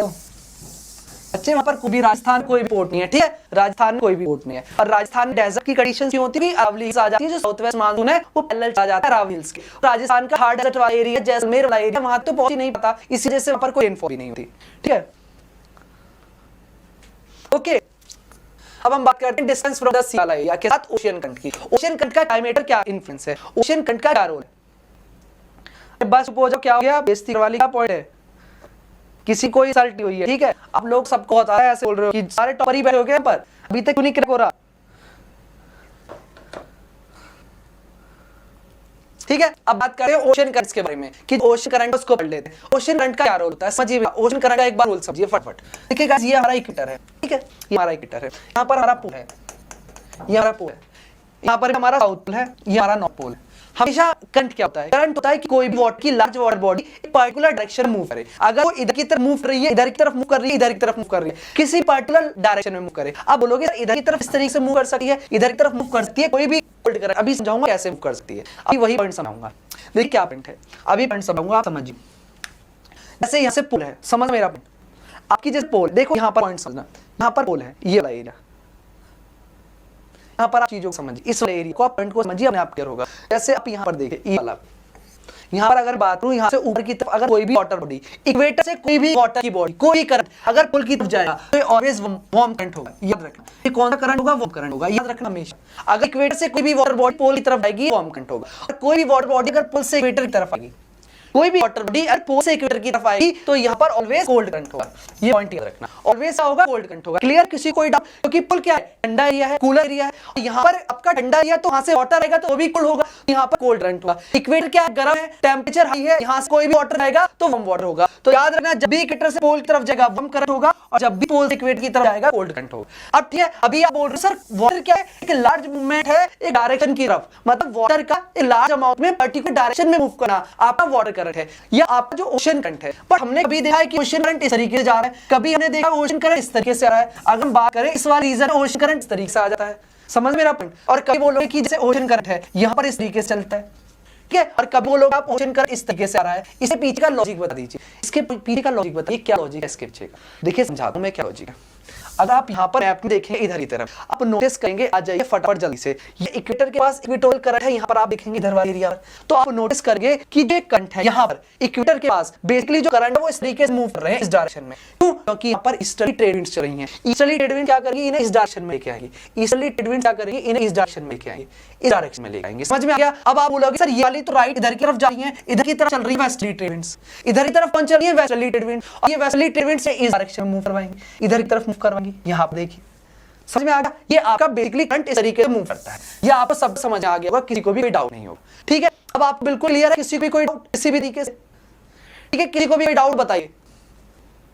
रीजन बताऊंगा सबका रीजन बताऊंगा कौन कैसे। अब आइए फटाफट समझिए मेरे साथ, बहुत अच्छे समझिए, आपको एक पॉइंट समझाता हूं। यहाँ पर करंट देख रहे हो, ये इस डायरेक्शन में जा रहा है, इस डायरेक्शन में, तो सर ये इस डायरेक्शन में क्यों जा रहा है, इस डायरेक्शन में क्यों आ रहा है बताइए? क्योंकि यहाँ पर कोरिलेटिव फोर्स है वो उसको राइट में भी तो डिफ्लेक्ट कर रही है, कोरिलेटिव फोर्स को राइट में डिफ्लेक्ट कर रही है नॉर्दर्न हेमिस्फीयर में। अब आप ये कि ये वाला करंट इस डायरेक्शन में डिफ्लेक्ट हो रहा है, ये वाला करंट इस डायरेक्शन में डिफ्लेक्ट हो रहा है, क्योंकि इसका राइट क्या है, इसका ये वाला है, तो नॉर्दर्न हेमिस्फीयर में राइट में डिफ्लेक्ट कर रही है। और उसके बाद इधर की तरफ क्यों चला, क्योंकि यहाँ पर ट्रेड विंड्स है, यहाँ पर ईस्टर्ली ट्रेड विंड्स है, क्लियर है, यहाँ पर ईस्टर्ली ट्रेड विंड्स है। अब ये वाला करंट है सर, ये कि राइट में डिफ्लेक्ट हो गया, क्योंकि यहाँ पर क्या है, कोरिलेटिव फोर्स है वो उसको राइट में डिफ्लेक्ट कर रही है, और उसके बाद यहाँ पर वेस्टर्ली ट्रेड विंड्स है, इसलिए इस डायरेक्शन में आ रहा है। समझ रहे पॉइंट को कि करंट किस तरीके से मूव हो रहे हैं due to correlative force concept, समझ रहे हो, ठीक है। तो ये रीजन है, ये आपके करंट्स इस तरीके से मूव करते हैं, वार्म और हॉटर है। अब पॉइंट आ रहा है कि सर ये ओशन करंट कैसे आपका इफेक्ट करते हैं। याद रखना कि जहां पर कोई ओशन करंट होगा वहां और सराउंडिंग एरिया का टेंपरेचर लो होगा। अगर मैं बात करूं यहाँ पर आ रही है वेस्ट ऑस्ट्रेलियन करंट, तो इस वाले एरिया में टेंपरेचर लो होगा, इस वाले एरिया में टेंपरेचर लो होगा जो कोस्टल एरिया है, क्योंकि यहाँ पर एक इफेक्ट आएगा किसका, कोल्ड करंट का। यहाँ पर चिली पेरुवियन बस पा जाइए, हम बोल्ड करंट पेरुवियन करंट, ये क्या है, कोल्ड करंट है। क्या करेगा इस वाले एरिया को, यहाँ पर क्या कर देगा सर, यहाँ पर इस वाले एरिया को कूल करेगा, क्या कर देगा, ठंड कर देगा। और यही रीजन है जहां पर टेंपरेचर ज्यादा होता है वहां पर प्रेशर लो होता है, और आपकी एयर हाई प्रेशर से लो प्रेशर की तरफ चली है, एयर हाई प्रेशर से लो प्रेशर की तरफ चली तो यहाँ पर रेनफॉल करेगी। जहां पर टेंपरेचर हाई होगा वहां पर प्रेशर होगा, एयर ने क्या किया, इस हाई प्रेशर से लो प्रेशर की तरफ आई तो यहाँ पर रेनफॉल करेगी। अब इस एरिया का टेंपरेचर क्या होगा, लो होगा, यहाँ का प्रेशर हाई होगा, तो एयर यहाँ से मूव करेगी दूसरी डायरेक्शन में। यही रीजन है पेरुवियन करंट का। यहाँ पर क्या हुआ, यहाँ पर टेंपरेचर है लो और प्रेशर है हाई, तो एयर यहाँ से मूव करेगी, एयर यहाँ से ऑफ फोर्स ऑन शो नहीं ऑफ शोर मूव करेगी बाहर की डायरेक्शन में, और जब एयर यहाँ से आउटवर्ड मूव करेगी तो यहाँ पर तो रेनफॉल नहीं होगी। यही रीजन है वर्ल्ड का जो ड्राइएस्ट डेजर्ट है एटाकामा, वो एटाकामा डेजर्ट यहीं पे ला करते हैं, क्योंकि यहाँ पर कोल्ड करंट है, यहाँ पर कोल्ड करंट है, यहाँ पर कोल्ड करंट है। समझ में आ गया, यहाँ पे क्या है, कोल्ड करंट है। क्लियर हो गया किसी को भी डाउट, यहाँ पर क्या है, कोल्ड करंट है। समझ में आ गया कौन सा करंट है, कोल्ड करंट। कोल्ड करंट का रीजन पता लग गया क्यों है, क्योंकि सर याद रखना जहां पर भी कोल्ड करंट होगा वहां पर डेजर्ट बनेंगे, चाहे नबी डेजर्ट हो, चाहे सनबर्न डेजर्ट हो, चाहे कैलिफोर्नियन डेजर्ट हो, चाहे अगर मैं बात करूं पेरुवियन के पास कौन सा आपका एटाकामा डेजर्ट हो, और वर्ल्ड का ड्राइएस्ट का वो भी आपका इसी पोजीशन पर प्लेस करता है। चाहे आपका वेस्टर्न डेजर्ट हो, जहां पर भी कोल्ड करंट होगा वहां पर क्या होगा सर, हाई प्रेशर होगा, और एयर तो ऑलवेज हाई प्रेशर से दूसरी डायरेक्शन पे जाती है, और जब एयर दूसरी डायरेक्शन में जाएगी तो वहां पर तो कोई भी एयर का ऑनशोर आएगी नहीं, कोस्ट पर आएगी नहीं, और नहीं आएगी तो मॉइस्चर कहां से आएगी, मॉइस्चर नहीं आएगी, रेनफॉल कहां से होगा, रेनफॉल नहीं हो तो डेजर्ट का फॉर्मेशन तो होगी। और यही रीजन है जहां पर भी वार्म करंट होगा वहां पर टेंपरेचर लो होगा, और जहां पर कोल्ड करंट होगा, सॉरी जहां पर वार्म करंट होगा वहां का टेंपरेचर हाई होगा, और जहां पर कोल्ड करंट होगा वहां का टेंपरेचर लो होगा। पेरू करंट कोल्डेस्ट नहीं बोल सकते, पेरू करंट कोल्डेस्ट नहीं बोल सकते, बट पेरुवियन करंट को ये बोल सकते हैं कि परफेक्ट कंडीशन होती है ना ड्राई बनाने की किसी एरिया को, वो पेरुवियन करंट के साथ साथ और कंडीशन भी यहाँ पर है जो इस एरिया को ड्राई बनाती है, इस एरिया को ड्राई बनाती है, और कंडीशंस भी है, और बहुत सारी कंडीशन है जो इस एरिया को ड्राई बनाती हैं। एग्जांपल एंडीज माउंटेन है, बहुत सारी कंडीशन है, आपका रेन शेडो एरिया में पड़ता है, लीवर साइड में पड़ता है, बहुत सारी कंडीशन जो इस एरिया को ड्राई बनाती हैं। जब तक आपकी ईस्टर्ली ट्रेड विंड्स तक पहुंचती है वो ड्राई हो जाती हैं। बहुत सारी कंडीशंस इस एरिया को सबसे ड्राईएस्ट बनाने के लिए, समझे। हमेशा एक प्रोस्पेक्ट को मत समझा कभी, क्योंकि जब आप एक प्रोस्पेक्ट को समझ के क्वेश्चन करोगे ना वहां गलत होना स्टार्ट हो जाओगे। खाली पेरुवियन करंट नहीं है, ऐसा क्या स्पेस हो गया पेरुवियन करंट में कि इतना कोड हो गया कि यहाँ पर ड्राई डेजर्ट बन गया, और भी कंडीशन है, एंडीज माउंटेन है, ठीक है, उसके इधर आपका डेजर्ट का फॉर्मेशन हुआ, क्योंकि ईस्टर्ली ट्रेड विंड्स जब तक यहाँ तक पहुंचती है वेस्टर्न कोस्ट तक वो ड्राई हो जाती है, क्योंकि ईस्टर्ली ट्रेड विंड्स तो इधर की तरफ ही पहुंचेगी और तब वो ड्राई हो जाएगी। या बेसिकली यहाँ जो वेस्टर्ली ट्रेड विंड आएगी इस वाले रीजन में, वेस्टर्ली इधर वाले में, तो यहाँ पर एंडीज माउंटेन है, वो एक तरीके से उसको विंडवर्ड साइड है आपका, इस वजह से क्या होगा वहां पर रेनफॉल नहीं होगी। तो बहुत सारी कंडीशन है जो लिंक करती हुई चलती है, समझ में आ गया। आगे बढ़े, तब जल्दी 1.3 कर दो लाइक्स, फिर उसके बाद 5 तक करने आपको एंड तक। प्रेशर विंड सब समझ आ गया। अब इंडियन मानसून का कंसेप्ट समझिए बहुत अच्छे से। इंडियन मानसून कैसे वर्क करता है पूरा चीज समझिए। मैं आपको एक पॉइंट समझाऊंगा इंडियन मानसून कैसे वर्क करता है। इसमें सबसे अब आ जाओ सबसे मेन चीज पर। अभी तक तो पूरे वर्ल्ड के क्लाइमेट है उसके कैसे इफेक्ट कर रहे थे, अब आ जाइए इंडियन मानसून पर। इंडियन मानसून कैसे रोल प्ले करता है, कैसे इफेक्ट करता है, फटाफट जल्दी आइए इंडियन मानसून के ऊपर।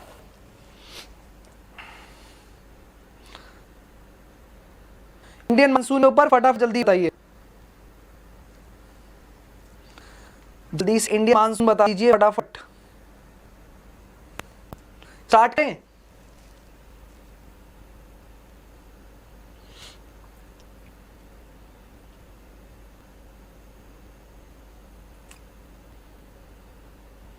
ठीक, मैं बेसिक को चीजें बता देता हूँ फटाफट। इंडियन मानसून एक बार चीजें बता देते हैं जल्दी फटाफट एक लाइक। अब देखिए क्या इंडियन मानसून का कंसेप्ट, इसके बाद सॉइल, इसके बाद vegetation, Indian geography major portion खत्म, वेजिटेशन फर्स्ट वर्स्ट क्या होते हैं, सॉइल वर्स्ट के बाद चीजें खत्म। सबसे पहले आई इंडियन मानसून पर। देखिए इंडियन मानसून अभी मैं आपको कंसेप्ट बताया, इसके ऊपर सारा कंसेप्ट है आईटीसीजेड का, सारा रोल प्ले करती है आईटीसीजेड।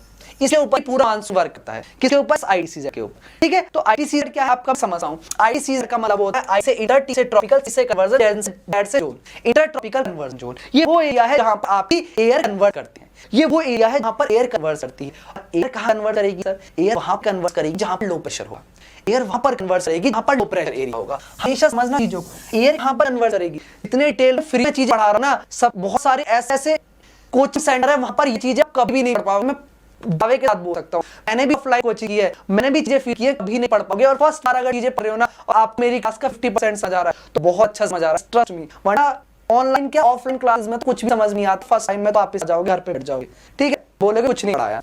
अब देखो चीजों समझ मेरे साथ, आपका यहाँ पर जो पॉइंट है वो पढ़ने वाला है जो आपको सबसे इंपॉर्टेंट समझना है। यहाँ पर आईटीसीजेड का रोल है, इंटर ट्रॉपिकल कन्वर्जन जोन, वो आईटीसीजेड का होता है। सर ये है आपकी आईटीसीजेड लाइन, ये है आपकी आईटीसीजेड लाइन, मतलब इंटर ट्रॉपिकल कन्वर्जन जोन। कैसे सर, आईटीसीजेड लाइन है, ITCZ inter tropical conversion zone, और एक लो प्रेशर एरिया है, एक लो प्रेशर एरिया है, वो एरिया जहां पे लो प्रेशर डेवलप होता है, वो एरिया जहां पे लो प्रेशर डेवलप होता है वहीं पर आईटीसीजेड का फॉर्मेशन हो जाएगा। मतलब कैसे, अगर इक्वेटर पर सन की रेज डायरेक्ट ओवरहेड है और इक्वेटर पर टेंपरेचर से हाई है, तो टेंपरेचर हाई है, प्रेशर इनवर्सली प्रोपोर्शनल है, प्रेशर लो हो जाएगा। इतना ज्यादा टेंपरेचर उतना कम प्रेशर, तो इक्वेटर का टेंपरेचर बहुत ज्यादा हाई हो गया, इक्वेटर का टेंपरेचर बहुत ज्यादा हाई हो गया। कब, मार्च में सन की रेज डायरेक्टली ओवरहेड है इक्वेटर।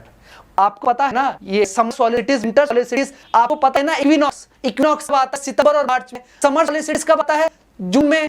विंटर सोलिस्टिस कब आता है, दिसंबर में। क्या फर्क है, समर सोलिस्टिस में सन की rays directly Tropic of Cancer पर ओवरहेड होंगी, इक्विनॉक्स पर मार्च सितंबर में सन की रेज डायरेक्टली इक्वेटर पर ओवरहेड होंगी, वहां पर 12 घंटे का दिन और 12 घंटे की रात की बराबर होगी पूर्व में। उसके बाद आता है आपका ट्रॉपिक ऑफ कैप्रिकॉर्न, यहाँ पर जो विंटर सोलिस्टिस होता है दिसंबर में, यहाँ पर सन की रेज डायरेक्टली ओवरहेड होती है, इस वाले पोजीशन पे सन की रेज डायरेक्टली ओवरहेड होती है। ठीक है, 22 जून 21 जून बेसिकली यहाँ पर दिसंबर में, कि दिसंबर यहाँ पर 23 मार्च में होता है, और कब होता है आपका 23 सितंबर को, 21 मार्च को इक्विनॉक्स पर ओवरहेड होती है। अब क्या हुआ, जब इक्विनॉक्स टाइम पर सन की रेज डायरेक्टली इक्वेटर पर पड़ रही थी, तब 23 मार्च को, कब आपकी 21 मार्च को, सॉरी 21 मार्च को डायरेक्टली यहाँ का टेंपरेचर सबसे ज्यादा हाई होगा, ठीक है, और यहाँ का प्रेशर सबसे ज्यादा लो होगा। अब ये वाला एरिया क्या बन जाएगा, लो प्रेशर एरिया बन जाएगा। जो आपको आईटीसीजेड दिख रही है ना रेड वाली, अभी इस ऊपर वाली आईटीसीजेड को बिल्कुल भूल जाइए, इस आईटीसीजेड को बिल्कुल भूल जाइए। और ये आईटीसीजेड कहां पर आ गई है, आईटीसीजेड आपकी आ गई है इस वाले पोर्शन, यहाँ पर आ गई है आपकी आईटीसीजेड, कहां पर, इक्वेटर पर। कब बात कर रहा हूं, इस 21 मार्च की बात कर रहा हूं, जब सन की रेज डायरेक्टली ओवरहेड होगी ट्रॉपिक ऑफ सॉरी इक्वेटर पर। अब क्या होगा, अब 21 मार्च के बाद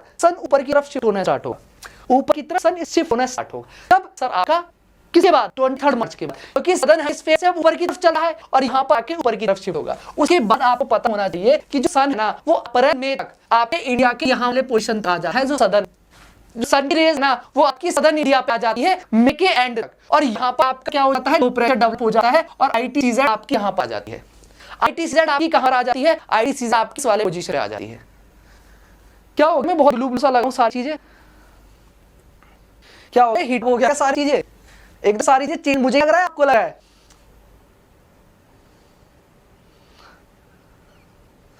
रिफ्लेक्शन है इसका या पहले से लग रहा है तरीके से, लगता है यहाँ पे सन शिफ्ट करके नॉर्थ पर, ठीक है, ओके क्लियर है। तो यहाँ पर नॉर्थ में सन का शिफ्टिंग होना स्टार्ट हो गया, और इसको हम क्या बोलते हैं, जब आपका सन शिफ्ट करता है, जब हमारा सन शिफ्ट करता है तो हम क्या बोलते हैं इसको, कि एक तरीके से ऑनसेट ऑफ मानसून आना स्टार्ट हो गया। ठीक है, क्या हो गया, मानसून ऑन शिफ्ट करना स्टार्ट कर दिया, ऑनसेट ऑफ मानसून आना स्टार्ट हो गया। जैसे ही यहाँ पर आपका आएगा तो यहाँ पर ऑनसेट ऑफ मानसून आना स्टार्ट हो जाएगा, इस तरीके से मानसून ऑनसेट आना स्टार्ट हो जाएगा, उसको बोलते हैं onset of monsoon, onset of monsoon. अब क्या हुआ 22 जून को, अभी समझने में पॉइंट, अब क्या हुआ, जैसे ही मे के पॉइंट ट्रॉपिक ऑफ यहाँ पर इस वाले एरिया में लो प्रेशर डेवलप हो गया, इस वाले एरिया में लो प्रेशर डेवलप हो गया, समझ मेरा पॉइंट। अब आप बहुत अच्छे पॉइंट सर, 22 जून तक आपका भी तो आके बीच है जो इंडिया के सेंट्रल ट्रॉपिक ऑफ कैंसर आ रही है, उस पे तो 22 जून के अप्रॉक्स ओवरहेड होगी, बट यहाँ वाले पोर्शन पर तो अभी आपका लो प्रेशर डेवलप हो गया, यहाँ पर लो प्रेशर डेवलप हो गया क्योंकि टेंपरेचर हाई हो गया, डायरेक्टली इस वाले पोर्शन पर सबकी रेस पड़ रही है, यहाँ पर हो गया लो प्रेशर एरिया। ठीक है, मे के एंड में बिल्कुल सब यहाँ से मार्च से जब ऊपर की तरफ शिफ्ट कर रहा था। और एक पॉइंट और याद रखना, एक पॉइंट और याद रखना जो मैं बहुत इंपॉर्टेंट है, आपका जो सन है ना वो 1 मंथ ना 8 डिग्री शिफ्ट होता है ऑन एन एवरेज। सन का मूवमेंट ना एक महीने में वो 8 डिग्री शिफ्ट होता है, आपका 1 मंथ के अंदर जो सन है वो 8 डिग्री शिफ्ट होगा ऑन एवरेज। सन है वो on an average 8 degree shift होता है एक महीने, समझ रहे हो, एक महीने में जो सन है, क्लियर है, 1 डिग्री क्या है समझ आ गया, आपका नॉर्थवर्ड मूवमेंट होता है, क्लियर। अब क्या हुआ, आपका ऊपर की तरफ मे के एंड में यहाँ पर सन आ गया और यहाँ पर ITCZ का फॉर्मेशन हो गया। अब यहाँ पर सन आ गया तो जो सदर्न है ये वाला एरिया है सन हेमिस्फीयर वाला, सदर्न हेमिस्फीयर वाला एरिया है, यहाँ पे क्या होगा सर, इधर देखिए ये पूरा वाला एरिया यहाँ पर हीट अप हो गया, ये पूरा यहाँ पे क्या हो गया, सन की रेज डायरेक्टली ओवरहेड हो गई है, समझ में आ गया। वहीं पर ये वाला जो पोर्शन है सदर्न हेमिस्फीयर वाला, ऑस्ट्रेलिया की ईस्टर्न कोस्ट वाला, ये तो हीट अप हो गया, सॉरी कोल्ड हो गया, ठंडा हो गया, कि सन कहां पर है, सन तो नॉर्दर्न हेमिस्फीयर है, सन कहां पर है, नॉर्दर्न हेमिस्फीयर में और नीचे की तरफ, समझना ठीक है, क्लियर, समझ मेरा पॉइंट। यहाँ पर मैं क्या बोल रहा हूँ कि यहाँ पर ये वाला पोर्शन है, यहाँ पर ये वाला रीजन जो मैं आपको समझाने की कोशिश कर रहा हूँ, यहाँ पर सन था, इधर तो सन था नहीं, यहाँ का टेम्परेचर क्या होगा, लो होगा ना, क्योंकि सन तो ऊपर शिफ्ट कर गया, इधर वाले एरिया में विंटर सीजन आ गया, इधर वाले एरिया में विंटर सीजन आ गया, और विंटर सीजन आया, टेम्परेचर लो हुआ और प्रेशर हाई हो गया, हाई प्रेशर हो गया इधर वाले एरिया में, कहां पर, ऑस्ट्रेलिया की ईस्टर्न कोस्ट पर हाई प्रेशर डेवलप हो गया, इधर वाले एरिया में लो प्रेशर बन गया, इधर वाले एरिया में लो प्रेशर बन गया, एयर ने क्या किया, अब एयर थी राइज हुई यहाँ से और वो आपका मूव करना स्टार्ट कर दिया, यहाँ पर राइज हो रही है, राइज होकर यहाँ पर मूव करना स्टार्ट कर दिया, किसकी तरफ, आपका लो प्रेशर की तरफ, किसकी तरफ, इस हाई प्रेशर से लो प्रेशर की तरफ, जो आपके इक्वेटर के नॉर्दर्न पोर्शन पर आपका हाई प्रेशर बना, जो इक्वेटर के नॉर्दर्न पोर्शन पर हाई प्रेशर बना, वहां पर आपका मूव करना स्टार्ट कर दिया, समझ में आ गया, जो इक्वेटर की तरफ आप हाई प्रेशर बना वहां की तरफ आपका मूव करना स्टार्ट कर दिया। अब क्या हुआ, अब यहाँ पे हाई प्रेशर की तरफ मूव कर रहा था, बट याद रखना एक फोर्स है कॉर्लिस फोर्स, एक फोर्स है कॉर्लिस फोर्स। वो कॉर्लिस फोर्स क्या होती है, जब हमारी अर्थ अपने एक्सिस पर रोटेशन करती है, उस रोटेशन के कारण एक फोर्स डेवलप होती है, उस फोर्स का नाम है कॉर्लिस फोर्स, उस फोर्स का क्या नाम है, कॉर्लिस फोर्स। समझना मैं पॉइंट जो आपको समझाने की कोशिश कर रहा हूँ, कौन सी फोर्स डेवलप होता है, उस फोर्स का क्या नाम है, कॉर्लिस फोर्स है, ठीक है, उस फोर्स का क्या नाम है, कॉर्लिस फोर्स है। और वो कॉर्लिस फोर्स वहां पे क्या स्टार्ट जाती है, यहाँ पर बनना स्टार्ट जाती है, रोटेशन करती है, उसका काम है नॉर्दर्न हेमिस्फीयर में तो जो भी विंड मूव कर रही है उसको राइटवर्ड डिफलेक्ट करना, उसको राइटवर्ड डिफलेक्ट करना, वहीं पर अगर जो सदर्न हेमिस्फीयर है इसमें लेफ्टवर्ड डिफलेक्ट करना, इसमें लेफ्टवर्ड डिफलेक्ट करना, इसका लेफ्ट ये है, अगर कोई भी यहाँ से ऊपर से विंड आ रही है उसको लेफ्टवर्ड डिफलेक्ट करना, और यहाँ से अगर कोई आ रही है ऊपर की तरफ तो इसको राइटवर्ड डिफलेक्ट करना। अब क्या हुआ, यहाँ से ये हाई प्रेशर लो प्रेशर की तरफ जा रहा है, जैसे ही इक्वेटर पर पहुंचा, इक्वेटर क्या मिली, कॉर्लिस फोर्स में, उस कॉर्लिस फोर्स ने इसको राइटवर्ड डिफलेक्ट कर दिया, उस कॉर्लिस फोर्स ने इसको राइटवर्ड डिफलेक्ट कर दिया, और इंडियन मानसून इंडिया में एंटर करना स्टार्ट कर दिया, इंडियन मानसून इंडिया में एंटर करना स्टार्ट कर दिया। समझ में आ गया, समझ आ गया, क्लियर। तो क्या हुआ कि इंडियन मानसून राइट डिफ्लेक्ट करना स्टार्ट कर दिया और इस डायरेक्शन में इंडियन मानसून हो गया। और यहाँ पर आकर इंडियन मानसून दो ब्रांच में डिवाइड होता है, एक को बोलते हैं अरेबियन सी ब्रांच और एक बोलते हैं बे ऑफ बंगाल ब्रांच, एक अरेबियन सी ब्रांच और एक को बे ऑफ बंगाल ब्रांच। समझ आ गया, क्लियर। किसी को भी कोई डाउट कैसे आपका भाई ये सारी चीजें। अब आइए आईटीसीजेड का कांसेप्ट समझ लिया। अब क्या हुआ, आईटीसीजेड जून में यहाँ तक शिफ्ट हो गई और यहाँ पर 1 जून पहले क्या था, ऑनसेट ऑफ मानसून। अब 1 जून पर जैसे ही यहाँ पर हिट करता है मानसून केरल कोस्ट पर, 1 जून पर केरल कोस्ट पर हिट करता है, इसको बोलते हैं burst of monsoon. Monsoon burst हो गया। अब यहाँ पर सडनली मानसून बर्स्ट हो गया और आपका जो यहाँ पर हिल्स है वेस्टर्न घाट की, ये वाली ब्रांच डायरेक्टली यहाँ पर आकर हिट करती है वेस्टर्न घाट की। और जो वेस्टर्न घाट की ये वाला वेस्टर्न घाट है, यहाँ पर झमाझम इतनी रेनफॉल होती है और यही रीजन है यहाँ पर रेनफॉल 400 सेंटीमीटर से लेके 200 सेंटीमीटर तक रेनफॉल होती है। 400 सेंटीमीटर से लेके 200 सेंटीमीटर की रेनफॉल होती है। और जो ये वाला रीजन है यहाँ पर मलाबार कोस्ट, यहाँ पर रेनफॉल थोड़ा ज्यादा होती है। क्यों? क्योंकि यहाँ की पीक थोड़ा आई है, यहाँ पर अनैमुड़ी है, यहाँ पर टोडा बेटा है, उससे ऊपर जाओगे आप महाबलेश्वर है, उससे ऊपर आओगे आप कलसुबाई पीक महाराष्ट्र में। जो पीक है ना, उनकी हाइट ऊपर से चले आओगे कम होती जा रही है, पीक की हाइट कम होती जा रही है। यहाँ पर मलाबार में ज्यादा है, उसे कर्नाटक वाली कोस्ट यहाँ पर कम है और ऊपर जाओगे और कम होती चली जाएगी। जितनी हाई पीक होगी आपकी जो रेनफॉल क्या होगा, यहाँ से क्या हुआ, ये वेस्टर्न घाट इस वाले एरिया में, इस वाले एरिया में वेस्टर्न घाट है। यहाँ से साउथ वेस्ट मानसून आया, अब साउथ वेस्ट मानसून आया और यहाँ पर ये वेस्टर्न घाट है, यहाँ से टकराया। अब क्या होगा, इससे रास्ता तो मिलेगा नहीं, अब रास्ता ये ऊपर की तरफ चढ़ना स्टार्ट करेगी इस तरीके से, और ऊपर जाके क्या होगी, कंडेंसेशन हो जाएगा, कूल डाउन हो जाएगी, जितना भी मॉइस्चर लिया हुआ था वो सारा मॉइस्चर छोड़ देगी और यहाँ पर झमाझम रेनफॉल कर देगी, परफेक्ट बहुत तगड़े से रेनफॉल कर देगी इस वाले पोर्शन पर, इस वाले पोर्शन पर झमाझम रेनफॉल कर देगी आपकी, इस वाले पोर्शन पर झमाझम रेनफॉल करेगी, समझना आप, ठीक है, ओके। अब क्या होगा, जब इस वाले पोर्शन पर झमाझम रेनफॉल होगी, पॉइंट टू बी नोटेड, इस वाले पोर्शन में झमाझम रेनफॉल होगी तो इसके पीछे वाला एरिया है यहाँ पर जो रेनफॉल होगी, ये वाला रेनफॉल सारे यहाँ पर होगी वेस्टर्न पॉइंट पर, यहाँ पर आपकी जो रेनफॉल होगी ना, इसे बोलेंगे रिवर साइड, तो यहाँ पर कम होगी, यहाँ पर रेनफॉल कम होगी। अब क्वेश्चन बनेगा सर कम होगी क्यों, कम होगी यहाँ पर कम इसलिए होगी, सारी रेनफॉल इस वेस्टर्न घाट वाले पार्ट के पास ही हो गई, और यहाँ तक एयर जब आपके ऊपर पहुंच के, यहाँ पर ही माउंटेन है, यहाँ पर सारी रेनफॉल कर दी, और जब एयर यहाँ पर गई आपकी इस वाली साइड पर, ये ड्राई थी, इसमें कोई मॉइस्चर नहीं था, यहाँ पर रेनफॉल ही नहीं कर पाई। बट क्या है, जब ये आपका एरिया है ये वाला, इस वेस्टर्न घाट में कुछ पासेस भी हैं, एग्जाम्पल है हालघाट, बुरघाट, पारघाट, ये पासेस है ना, इन पासेस में एंटर कर जाती है ये ब्रांच, इन पासेस में एंटर कर जाती है, और एंटर करने के बाद बेसिकली यहाँ पर एरिया है कौन सा, आपका कर्नाटक का ईस्टर्न वाला पार्ट गया, प्लस जो वेस्टर्न घाट का ईस्टर्न पार्ट है, यहाँ पर भी रेनफॉल हो जाती है 100 से लेके 150 सेंटीमीटर, 100 लेके 150 सेंटीमीटर तक यहाँ भी रेनफॉल हो जाती है, ठीक है, क्लियर है।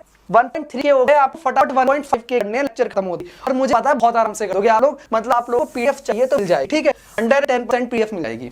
यहाँ पे क्या होगा, ये वाला एरिया, समझना पॉइंट को, ठीक है। 3 ब्रांच है, बिल्कुल सही, 3 ब्रांच है, एक ब्रांच क्या होगी, समझ मेरा पॉइंट, एक ब्रांच तो क्या होगा आपका यहाँ पर, ये वाली ब्रांच तो यहाँ पर रहेगी, उसके बाद दूसरी ब्रांच क्या होगी, इन पासेस के अंदर से एंटर करके चली गई, और एक ब्रांच कहां पर चली गई, यहाँ पर जो गैप है ना, यहाँ पर बेसिकली तापी रिवर है, तापी रिवर वाले एरिया से यहाँ से एंटर कर गई, और तापी एरिया वाला है यहाँ पर, ये विंध्यास है, उसके नीचे सतपुरा है, उसके नीचे तापी है, तो यहाँ पर जो माहेदो हिल्स है, यहाँ से तापी से वाटर लिया, और यहाँ पर माहेदो हिल्स है, ऊपर जो आपका सत्ता है, इस वाले पोर्शन पर रेनफॉल करेगी, एक ब्रांच फिर नर्मदा वाले में एंटर कर जाएगी, उसके बाद विंध्यास सतपास बीच में, यहाँ पर नर्मदा से वाटर लेगी, यहाँ पर डैम से, यहाँ से वाटर लेगी, मॉइस्चर लेगी, और इसके इधर वाले पोर्शन पर भी रेनफॉल करेगी, तो सतपुरा का सदर्न पोर्शन, विंध्यास का सदर्न पोर्शन है, फिर सतपुरा के सदर्न पोर्शन पर भी रेनफॉल कर देगी, वाटर कहां से ले, ये तापी रिवर से, नर्मदा रिवर से, इस तरीके से वाटर लेके वहां पर मॉइस्चर करेगी। अब क्या होगा, एक ब्रांच यहाँ से सीधी भी आएगी, और यहाँ पर है गिर हिल्स, यहाँ पर कौन सी हिल्स है, गिर हिल्स, ठीक है। अरे बाबा, ये मैंगो सावर्स हमारे प्री मानसून सावर हैं, ये बेसिकली जो लैंड और सी ब्रीज वाला कांसेप्ट ना, डे टाइम जब हीट अप हो जाता है लैंड, तो ये विंड चलती है, उनके कारण ये प्री मानसून सावर आते हैं, जो आप मैंगो सावर, काल बैसाखी, चेरी ब्लॉसम सावर, ये आपके प्री मानसून सावर है। आपका मानसून तो जून में आया, यहाँ पर 1 जून को, और ये मई में आ जाते हैं, अप्रैल के एंड में और मई में आ जाते हैं, तो इनको प्री मानसून सावर बोलते हैं। उनका इस मानसून से कोई लेना देना नहीं है, इस वही कंसेप्ट से कोई लेना देना नहीं है, समझ में आ गया, ओके। तो आपका यहाँ पर है गिर हिल्स, इस गिर हिल्स पर टकरेगी जाके, यहाँ पर गिर हिल्स वाले पार्ट पर रेनफॉल करेगी, और इस गिर हिल्स के इधर वाले पोर्शन पर जाएगी, जो रन ऑफ कच्छ वाला एरिया है, यहाँ पर कम रेनफॉल होगी, पर थोड़ी बहुत रेनफॉल यहाँ पर भी कर लेगी, क्यों, जब ऊपर से एयर जाएगी ना इस तरीके से गिर हिल्स के, तो दोबारा वाटर ले लेगी, दोबारा माही रिवर मिलेगी रास्ते में, माही रिवर से बोलेगी थोड़ा सा पानी दो, छमछम करनी है, वहां पर आके बरस के जाएगी, ये कंसेप्ट है आपका। फिर उसके बाद क्या होता है, यहाँ पर मिल जाती है इसको अरावली हिल्स, और यहाँ पर आपका थार डेजर्ट, जैसे यहाँ से जा रही होती है थार डेजर्ट पर, बीच में आ जाती है अरावली हिल्स, अरावली हिल्स बोलती है मैं तो वाटर दूंगी नहीं, और अरावली हिल्स वाटर देती है, मत सॉरी, यहाँ पर थार डेजर्ट है, ये अरावली हिल्स है, अरावली हिल्स बोलती है मैं आज जाने नहीं दूंगी, और ये अरावली हिल्स के पैरेलल होकर चली जाती है, अरावली हिल्स के पैरेलल होकर चली जाती है। 2-3 रीजन है बेसिकली, 2-3 रीजन है आपके यहाँ पर रेनफॉल ना होने के। बहुत सारी बुक में आपने क्या पढ़े होंगे, बहुत सारी चीजों में आपने क्या पढ़ेंगे, समझना, अरे समझना, वाटर नहीं दे रही, मैं वही तो बोल रहा हूँ कि यहाँ पर थार डेजर्ट है और यहाँ पर अरावली हिल्स है, ये यहाँ से गए, इसके पास मॉइस्चर जो थोड़ा बहुत होगा वो थार डेजर्ट की तरफ जाना चाहती थी, पर बीच में अरावली हिल्स आ गई। पर रीजन 2 है, बहुत सारी बुकों में बहुत सारी चीजें कि आप लोग क्या करते हो, किस बुकों में चीजें लिखी होती है, बट अगर आप ज्योग्राफिकली चीजों को समझोगे, ज्योग्राफिकली कंसेप्ट समझोगे, बहुत सारी चीजें डिफर हैं। अगर मैं बात करूं, आप ज्योग्राफी हमेशा समझना सीखो, हर चीज बुक्स में नहीं है, बुक्स में कुछ चीजें एक्सेप्शनल हो जाती है बुक्स के अकॉर्डिंग। तो अब क्या होता है, समझना मेरा मन, अब क्या हुआ, बताया जा रहा है कि ये ब्रांच ना, ये पहले चली जाती है साउथ वेस्ट मानसून पैरेलल के अरावली हिल से, बट ऐसा भी बताया जाता है कि जो अरावली हिल है ना, इसकी हाइट इतनी नहीं है कि जो एयर राइज करे उसका कंडेंसेशन हो सके। ये अरावली हिल्स की जो हाइट है ना, आपकी एयर राइज करेगी तो उसको कंडेंसेशन होने के लिए टेंपरेचर भी लो होना चाहिए, तभी क्लाउड का फॉर्मेशन करके कंडेंसेशन करेगी। बट इस अरावली हिल्स की हाइट इतनी है ही नहीं कि जो एयर राइज करके कंडेंसेशन करे, उस एयर का प्रॉपर्ली कंडेंसेशन नहीं हो पाता। इस वजह से आपका ये भी बोला जाता है कि वो पैरेलल चली जाती है, वो पैरेलल चली जाती है। समझ में आ गया? इसीलिए बोला जाता है वो पैरेलल चली गई, और यहाँ पर इस एरिया की इसके पैरेलल ली जाती है, और यहाँ पे बनता है आपका थार डेजर्ट। उसके बाद ये घूम फिरती आगे ली जाती है पंजाब प्लेन तक, आपकी ये साउथ वेस्टर्न ब्रांच। क्लियर है? किसी को भी कोई डाउट, ये साउथ वेस्टर्न ब्रांच इस तरीके से आगे ली जाती है। अभी तक किसी को भी कोई भी डाउट तो आगे बढ़े।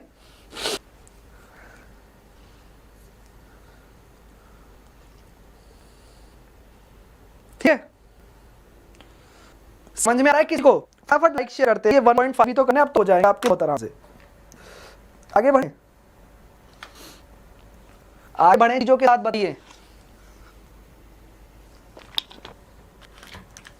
मुझे अनअकैडमी ऐप पर सब लोग फॉलो कर लीजिए। कल अनअकैडमी की ऐप पर 8 सेशन होने वाले हैं। आपको टेलीग्राम चैनल ज्वाइन कर लीजिए।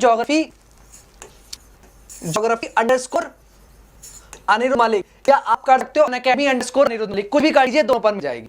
आपका 1.5 घंटे की क्लास और थी, ठीक है, 11 PM तक हम कंप्लीट कर देंगे क्लास को, ठीक, 1.5 घंटे की क्लास बस, उसके बाद सारी चीजें कंप्लीट हो जाएंगी। तो हमारा क्या होगा चीजों समझना, वो टॉपिक है सॉइल, वो भी 40 मिनट्स का है, ये तो 15 मिनट्स का बता है। बेसिक आंसर सारी कवर करा दिए मानसून के। उसके बाद सॉइल और इंडिया की वेजिटेशन, जहां पर हम बात करेंगे डेसिडस फॉरेस्ट, एवरग्रीन फॉरेस्ट, आपके कहां पर लेंगे, माउंटेन फॉरेस्ट, कॉनिफेरस फॉरेस्ट क्या होते हैं, कहां पर एवरग्रीन फॉरेस्ट मिलेंगे, किस स्टेट में मिलेंगे, किस एरिया में मिलेंगे, सारी चीज, मैंग्रोव फॉरेस्ट क्या होते हैं, कहां पर मिलते हैं, what is halo forest, what pneumato forest, ये सारी चीज हम पढ़ने वाले हैं आगे, ठीक है, ओके। ये चीज बस आप आज 12 घंटे पढ़ लेंगे और रिकॉर्ड बना देंगे, आप परेशान क्यों आप लोग, ठीक है। ज्योग्राफी अंडरस्कोर आई, अब क्या हुआ, यहाँ पर ये चीज आ रही है इस तरीके से, ये चीज आपकी मूव कर रहे हैं, समझ मेरे पॉइंट को। ये यहाँ पर है साउथ ईस्ट ब्रांच, ये है bay of Bengal branch. Bay of Bengal branch क्या है, यहाँ से जानी स्टार्ट हुई। अब क्या हुआ, जैसे ये गई यहाँ पर, तो यहाँ पर बांग्लादेश है, बांग्लादेश बोल रहा है मेरे ऊपर बारिश कर दो। बांग्लादेश में ना कोई माउंटेन है, कुछ एरिया प्लेन एरिया है, एयर उसके ऊपर से बेसिकली मानसून विंड है, वो ऊपर से चली गई। बांग्लादेश देख रहा है इधर भी बरस जाओ, उसने नीचे गाना ला रखा है लगन का बरस रहे मेघ मेघा, पर यहाँ पर बांग्लादेश पर कोई भी नहीं बरसा, बांग्लादेश के ऊपर कोई रेनफॉल नहीं हुई। विंड बोल रही है कुछ माउंटेन्स बनाओ, कुछ प्लेटूस बनाओ, यहाँ पर जाके ऊपर करो ओरोग्राफिक रेनफॉल, लाइक कुछ फिजिकल फीचर भी तो रखो। आपके पास तो कोई फिजिकल फीचर्स नहीं है, आप मेरे टाइप नहीं हो, मैं ही बस रही आपके ऊपर मूव करना स्टार्ट कर दिया, ऊपर की तरफ मूव करना स्टार्ट कर दिया, समझ में गया, ठीक है। यहाँ पर ऊपर की तरफ चल रहे हैं आप, ये देखिए रिकॉर्ड की बात है, बस आप लोग अच्छे से पढ़ते, रिकॉर्ड कुछ नहीं है, रिकॉर्ड बनाना कुछ बड़ी बात नहीं होती है। कल कोई पढ़ा देगा 16 घंटे 18 घंटे, मीटर रिकॉर्ड कहीं है। अगर मुझे रिकॉर्ड बनाना होता ना तो मैं कब बना दिया, तब मुझे पढ़ाना है, मैं उसी हिसाब से पढ़ा रहा हूँ। मुझे रिकॉर्ड बनाना होता ना तो मैं आराम से पढ़ाता, इस तरीके। देखो मैं इस तरीके से पढ़ता रिकॉर्ड वाला, ये मानसून विंड है, यहाँ से यहाँ जाएगी, ये वाली ब्रांच यहाँ से इधर जाएगी, और यहाँ पर आकर ये जो गैरो खासी जैतिया हिल है इस पे आके हिट करेगी, और ऊपर से फिर यहाँ पर जो पूर्वांचल हिल है यहाँ पर ऊपर आके इस वाले पार्ट पर भी आके ऊपर रेनफॉल करेगी। उसके बाद जाने के बाद ये डाइवर्ट कर जाएगी और इंडिया के गैंगेटिक प्लेन से होती हुई आपकी आगे आके पंजाब हिमालय पे मिलेगी। ऐसे ही पढ़ा सकता हूँ, ठीक है। हमें रिकॉर्ड नहीं बनाना है सर, हमें अच्छा पढ़ाना है, मेन पॉइंट है कंटेंट अच्छा देना है, और वो इस तरीके से आराम से पढ़ते रहो। जितनी मैंने एनर्जी ला दी ना, इतनी 20 आवर्स की क्लास में भी एनर्जी नहीं लगेगी, और आप लोगों को पता है कहने की जरूरत नहीं है, ठीक है, ओके। फटाफट चीजों को जाइए जल्दी से। हमने क्या बात की, यहाँ से चीज को समझना, यहाँ से ये वाली ब्रांच गई, कौन सी आपकी बे ऑफ बंगाल वाली ब्रांच, ये आपकी डायरेक्टली कहाँ रेट करती है, यहाँ पर है शिलांग प्लेटू और मेघालय प्लेटू, मेघालय प्लेटू। इसी मेघालय प्लेटू पर 3 हिल्स, एक पहली हिल्स है गैरो हिल्स, दूसरी हिल्स बीच है खासी हिल्स, उसके बाद तीसरी हिल्स जैंतिया हिल्स, और ये आपकी यहाँ पर जाती है सीधे टकराती है गैरो खासी जैंतिया मेघालय प्लेटू के शिलांग प्लेटू पर। और वहां पर जैसी टकराती है, वहां पर जो खासी हिल्स है उसमें जो पीक है वो काफी ऊंची ऊंची है, और खासी हिल्स पे टकराती है, एकदम आप राइज करती है और उस एरिया पर रेनफॉल करना स्टार्ट कर देती है। और जो वर्ल्ड के मोस्ट वेटेस्ट प्लेस है चेरापूंजी और मोनसिनराम, वो दोनों इसी खासी हिल्स पर है, वो दोनों इसी खासी हिल्स पे है, वो दोनों क्या है, इसी खासी हिल्स पर है। जो गैरो खासी जैंतिया वाली पीक, जो गैरो खासी जैंतिया है वो इसी खासी हिल्स पर है, मेघालय प्लेटू पर। उसके बाद क्या हुआ, जैसे एक ब्रांच तो इधर की तरफ चली, एक ब्रांच आपकी ऊपर की तरफ चली गई, यहाँ की तरफ। यहाँ पर ऊपर जो आपके पूर्वांचल हिल है, ये तो आपका पेनिनसुलर प्लेटू का ब्लॉक है, और यहाँ पर है कौन सी पूर्वांचल, नागा, पटाई, मिजो, ठीक है। ऊपर अगर मैं बात करूं है आपको ये वाली ऊपर को, यहाँ पर डाफा, मिरिया, भो, ये वाला एरिया तो यहाँ पर ली गई। उसके बाद घूमना स्टार्ट हो गई, यहाँ पर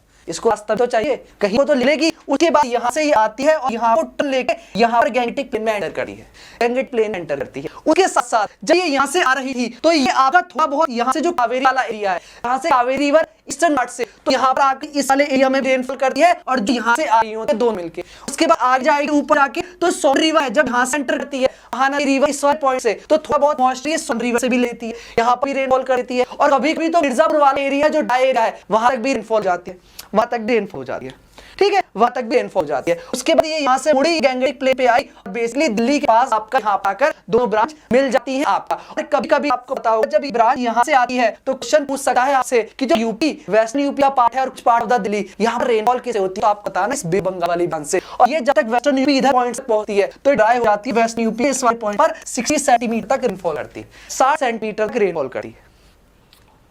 कितनी? 60 सेंटीमीटर तक रेनफॉल करती है, क्लियर है, 60 सेंटीमीटर की रेनफॉल कर दी है। ये पूरा कंसेप्ट समझ में आ गया होगा तो बिल्कुल क्लियर है। ठीक है, आपको कंसेप्ट बता रहे हो मानसून का, फटाफट समझिए। देखिए the differentiating of land and water, water की लैंड और हीटिंग की डिफरेंशियल हीटिंग होगी, low pressure high pressure develop होगा, इस वजह से पूरा मानसून का कंसेप्ट होता है। आईटीसी से कहां पर शिफ्ट हो गई, समय में गंगा प्लेन पर हो गई। मानसून ट्रफ कहां बन गया, यहां पर बन गया गंगा प्लेन में, इसी वजह से ये आपकी ऐसी विंड ओवर नॉर्थवर्ड मूव कर रही है, ठीक है, नॉर्थ मूव कर रही है। वहीं पर आगे आई चीजें क्या हुई, the presence of high pressure at Madagascar, जो मेडागास्कर है मस्क्रीन हाई है, यहां पर भी जो हाई प्रेशर है ये भी रिस्पांसिबल है इस मानसून की विंड को स्ट्रेंथन करने के लिए। जब यहां पर हाई प्रेशर होगा और यहां पर लो प्रेशर होगा तो ये वाली विंड और ज्यादा स्लो प्रेशर की तरफ चलेंगी और यहां पर रेनफॉल अच्छी खासी होगी। उसी तरीके से आपका तिब्बतन प्लेटू है, तिब्बतन प्लेटू भी यहां पर हीट अप हो जाता है, तिब्बतन प्लेटू भी यहां पर हीट अप हो जाता है। समझ पॉइंट, यहां पर तिब्बतन प्लेटू वाला एरिया है वो भी हीट अप हो जाता है इस वाले एरिया में, तिब्बतन प्लेटू इस वाले एरिया में हीट अप हो जाता है। अब क्या होता है, यहाँ पर हीट अप होने से क्या, टेम्परेचर हाई प्रेशर लो, अब यहाँ पर जब हीट अप होता है ना तो यहाँ से तिब्बतन प्लेटू से इस तरीके से वर्टिकली एयर राइज करी है ऊपर की तरफ और यहाँ पर आकर अपर ट्रोपोस्फीयर और यहाँ से एक आई है सब ट्रॉपिकल जेट और वहां पर टकराने के बाद इधर से सब ट्रॉपिकल जेट और इधर से ट्रोपोस्फीयर जाकर यहाँ से तिब्बतन प्लेटू से एयर राइज होती है, यहाँ पर आकर दोनों टकराती है और उसके बाद ये आती है यहाँ पर आपका नीचे और यहाँ पर आकर इसको बोला जा रहा है ईस्टर्ली जेट स्ट्रीम और ईस्टर्ली जेट स्ट्रीम फिर मुड़ती है और फिर मुड़ के जो इंडिया का साउथ वेस्ट मानसून है इसको और स्ट्रॉन्ग कर देती है, इसको और स्ट्रॉन्ग कर देती है। ठीक है, तो ये ईस्टर्न जेट स्ट्रीम है ना, ये और इंटेंस करके इधर डाइवर्ट करके इसको और स्ट्रॉन्ग कर देगी, और स्ट्रॉन्ग कर देगी इंडियन मानसून को। तो तिब्बतन प्लेटू का कहीं ना कहीं रोल है हमारे इंडियन मानसून को स्ट्रॉन्ग करने के लिए। ठीक, तिब्बतन मानसून भी रोल है हमारे स्ट्रॉन्ग करने के लिए। ठीक है, ये पॉइंट बिल्कुल क्लियर हो गया। और वहीं पर आपका movement of westerly jet stream, आपको पता है एक होती है वेस्टर्ली जेट स्ट्रीम, फटाफट दिया ये रही जेट स्ट्रीम, ये रही जेट स्ट्रीम, इसका रोल देखिए। समझ आ रही है चीजें, समझ भी आ रही है, फटाफट बताइए चीजें समझ में आ रही हैं, आगे बढ़ ले सर, फटाफट जल्दी से लाइक कर दो जितने स्टूडेंट हैं और फटाफट मुझे बता दीजिए सब चीजें समझ में आ रही हैं। दोनों बताएंगे, वेस्टर्न डिस्टर्बेंस जेट स्ट्रीम है, जेट स्ट्रीम का काम ही है खाली ये वेस्टर्न डिस्टर्बेंस ही तो ले आ रही है, वो चीज बताऊंगा। उसके बाद रिलेटिंग मानसून क्या होता है, मुश्किल से 15 मिनट का 20 मिनट उसके बाद अल लालियो है, ये दोनों चीजें कंप्लीट करके इंडियन मानसून क्लाइमेट पूरा कंप्लीट हो जाएगा। फिर उसके बाद हम क्या करेंगे, उसके बाद हम पढ़ेंगे सॉइल, उसके वेजिटेशन, पूरी इंडियन ज्योग्राफी कंप्लीट, खत्म, खलास, खत्म, बिल्कुल हो गया, क्या वो काम कर देंगे इंडियन ज्योग्राफी के साथ आज। ठीक है, ओके,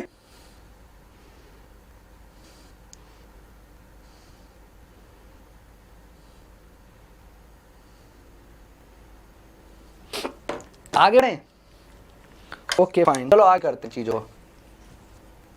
कल याद रखना कम से कम 8 ज्योग्राफी _5 टेलीग्राम चैनल ज्वाइन कर लिया, अनअकैडमी _ मलिक कोई भी। मैं कल मेरा बहुत सारे सेशन लेने वाला हूं आपके अनअकैडमी ऐप पर, बहुत सारे सेशन होने वाले हैं अनअकैडमी ऐप पर, कम से कम 7-8 क्लासेस होंगी और सारी क्लासेस इंपॉर्टेंट होंगी, वहां पर अच्छे से एक चीज कवर करेंगे कल के सेशन में। ठीक है, आइए फटाफट अब बात कर रहे हैं इसके ऊपर, जेट स्ट्रीम के ऊपर। किसके ऊपर, जेट स्ट्रीम। क्या जेट स्ट्रीम समझिए, जेट स्ट्रीम एक अपर सर्कुलेशन विंड है। जेट स्ट्रीम आपकी सरफेस के ऊपर ही ट्रैवल करती, जो हमारी अर्थ का सरफेस है इसके ऊपर कभी ट्रैवल नहीं करती। जो अपर ट्रोपोस्फीयर है ना 8 से 10 किलोमीटर 15 किलोमीटर ऊपर, वहां पर अपर ट्रोपोस्फीयर आपकी मूव करती है, इस पे अपर ट्रोपोस्फीयर आपकी जो जेट स्ट्रीम वो मूव करती है। क्लियर है, कहां पर अपर जेट स्ट्रीम, कहां पर अपर ट्रोपोस्फीयर पर। और ये क्या है, ये बेसिकली अपर ट्रोपोस्फीयर विंड है, अपर सर्कुलेशन है एयर का जेट स्ट्रीम। ये क्या है, ये बेसिकली एक स्ट्रीम है जो कि अपर सर्कुलेशन है और ये फास्ट मूविंग स्पीड के साथ मूव करती है और इसकी स्पीड वेरी करती है 110 किलोमीटर से लेके अप टू 300 किलोमीटर की इसकी स्पीड हो जाती है, इसकी जेट स्ट्रीम की। तो सर, और ये जेट स्ट्रीम क्या करती है, अपनी पोजीशन को भी शिफ्ट करती है, अपनी पोजीशन को शिफ्ट करती है। जैसे ही विंटर सीजन आता है ये नीचे की तरफ शिफ्ट हो जाती है और जैसे ही समर सीजन आता है ये ऊपर की तरफ शिफ्ट हो जाती है। क्यों सर, क्योंकि जब विंटर सीजन आ रहा है ना, जब विंटर सीजन आता है तो प्रेशर बेल्ट भी शिफ्ट होती है। समर सीजन में क्या होता है, समर सीजन में लो प्रेशर बेल्ट ऊपर की तरफ आती है तो जेट स्ट्रीम भी ऊपर की तरफ आ जाएगी। विंटर में लो प्रेशर बेल्ट नीचे की तरफ जाती है तो जेट स्ट्रीम भी नीचे आ जाएगी। तो आपको पता है कि ये विंटर सीजन में जो वेस्टर्न साइक्लोनिक डिस्टर्बेंस है उसमें भी जेट स्ट्रीम नीचे की तरफ शिफ्ट हो जाती है, उसमें भी जेट स्ट्रीम नीचे की तरफ शिफ्ट हो जाती है विंटर में। और यहाँ पर जेट स्ट्रीम वेस्टर्न साइड से आती है और बेसिकली जो मेडिटेरियन सी के ऊपर से आती है, यहाँ से मॉइस्चर लेके आती है और मॉइस्चर लेके इंडिया के नॉर्दर्न पार्ट पर पंजाब, हरियाणा, वेस्टर्न यूपी, दिल्ली, यहाँ पर विंटर रेनफॉल करती है। और ये विंटर रेनफॉल आपकी राबी क्रॉप के लिए बहुत अच्छी होती है और उसमें सबसे इंपॉर्टेंट क्रॉप है वीट, क्योंकि वीट एक वाटर इंटेंसिव क्रॉप है और इसी वीट को वाटर प्रोवाइड करती है। ये जेट स्ट्रीम से साइक्लोनिक डिस्टर्बेंस होता है, इसी को बोलते हैं वेस्टर्न डिस्टर्बेंस, क्योंकि वेस्टर्न से आपका मेडिटेरियन से मॉइस्चर लेके आई है और रेनफॉल करती है। इसको क्या बोलेंगे, वेस्टर्न डिस्टर्बेंस। ठीक है, इसको बोलेंगे वेस्टर्न डिस्टर्बेंस। ये पूरा क्लियर हो गया। अब हम बात करते हैं onset and withdrawal of monsoon. Monsoon withdrawal भी तो करना है, रिट्रीट भी तो करवाना है। आपका मानसून आगे वो तो हमने पढ़ लिया, अब वापिस ही तो जाएगा, अब वापिस तो जाएगा। उसको हम चीजें समझते हैं क्यों वापस जाए। आज ये फटाफट मानसून देखिए, ऑनसेट ऑफ मानसून या withdrawal of monsoon. Basic India में 100 से लेके 120 दिन का मानसून होता है। जून में स्टार्ट होता है, जून जुलाई अगस्त सितंबर के 20 से विड्रॉल होना स्टार्ट हो जाता है। सितंबर से इस तरीके से विड्रॉल होना स्टार्ट हो जाता है। अब लोग इस जून में ही तो शिफ्ट करना स्टार्ट हो गया था नीचे की तरफ। ट्रॉपिक ऑफ कैंसर के नीचे जून है, पर अभी भी तो हीटर है ना। मैंने क्या बताया था, कल भी बताया था, आज भी बता रहा हूँ, जो ये वाला पोर्शन है ना, ट्रॉपिक ऑफ कैंसर का क्या रोल है, ITCZ का क्या रोल है। जब ITCZ का रोल ये है, जब आपकी सन की पोजीशन ये होगी। ITCZ बहुत अजीब चीज है, बहुत अजीब चीज है, इसका बताता हूँ। ये क्या है, मानती नहीं है, बहुत जिद्दी है। ये जब सन है, अगर सन यहाँ पे है तो ITCZ नॉर्थवर्ड मूव करेगा, सन इससे आगे होगी, इससे आगे होगी, अब नॉर्थवर्ड मूव करेगा। अगर इक्वेटर है और सन यहाँ पे है तो ITCZ इससे ऊपर होगी, यानी कि लो प्रेशर इसे ऊपर की तरफ होगा। बट जब सन साउथवर्ड मूव करेगा, ऊपर से नीचे की तरफ, सन जब साउथवर्ड मूव करेगा, सन की पोजीशन यहाँ होगी और ये ITCZ अभी भी पीछे हटी रहेगी। बोल रही जाऊंगी आगे आगे पर आऊंगी पीछे पीछे, ठीक है। जब कैसे ही है, आपकी ITCZ आगे जा रही है, जब नॉर्थवर्ड मूव कर रहा है, और जब वापस आपका रिफ्लेक्ट करके नीचे की तरफ आ रहा है तो आपका सन आगे आगे, ITCZ पीछे पीछे। इसी रीजन से सितंबर तक अगस्त वाले एरिया में रेनफॉल होती है, जबकि जून में ही शिफ्ट करने लगता है डाउनवर्ड, और अगस्त और सितंबर भी रेनफॉल होती रहती है, ठीक है। अगस्त और सितंबर में भी रेनफॉल होती है ITCZ की, ठीक है। कौन से सारी चीजें मान ली तो मानसून आपकी first week of June, basically Kerala की कोस्ट होती है, यहाँ पर फर्स्ट वीक ऑफ जून में रेनफॉल हो जाती है। आपको पता है जैसे जैसे आप ऊपर की तरफ जाओगे रेनफॉल कम होती चली जाएगी। यहाँ पर 400 सेंटीमीटर, यहाँ पर 250, यहाँ पर 200, इस तरीके से रेनफॉल आपकी वेरी करती रहती है प्लेस टू प्लेस। समझा? ओके, क्लियर यहाँ तक?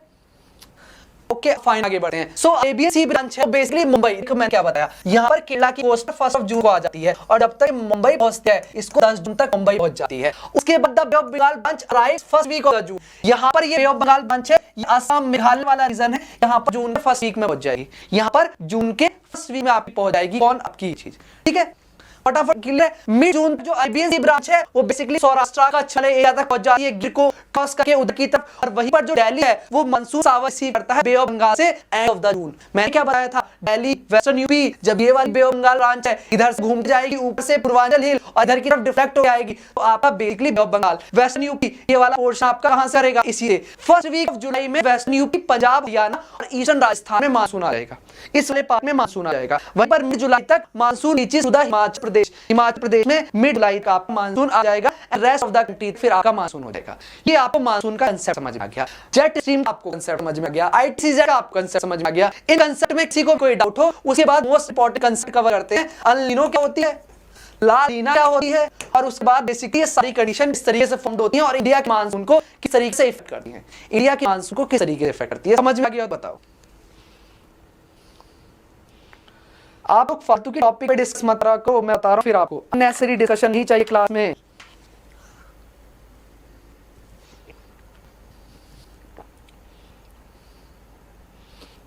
क्लियर है? आगे बढ़े। 180 बच्चे देखें, 2-4 के लिखते, बाकी नेसेसरी टॉक में लगते हैं।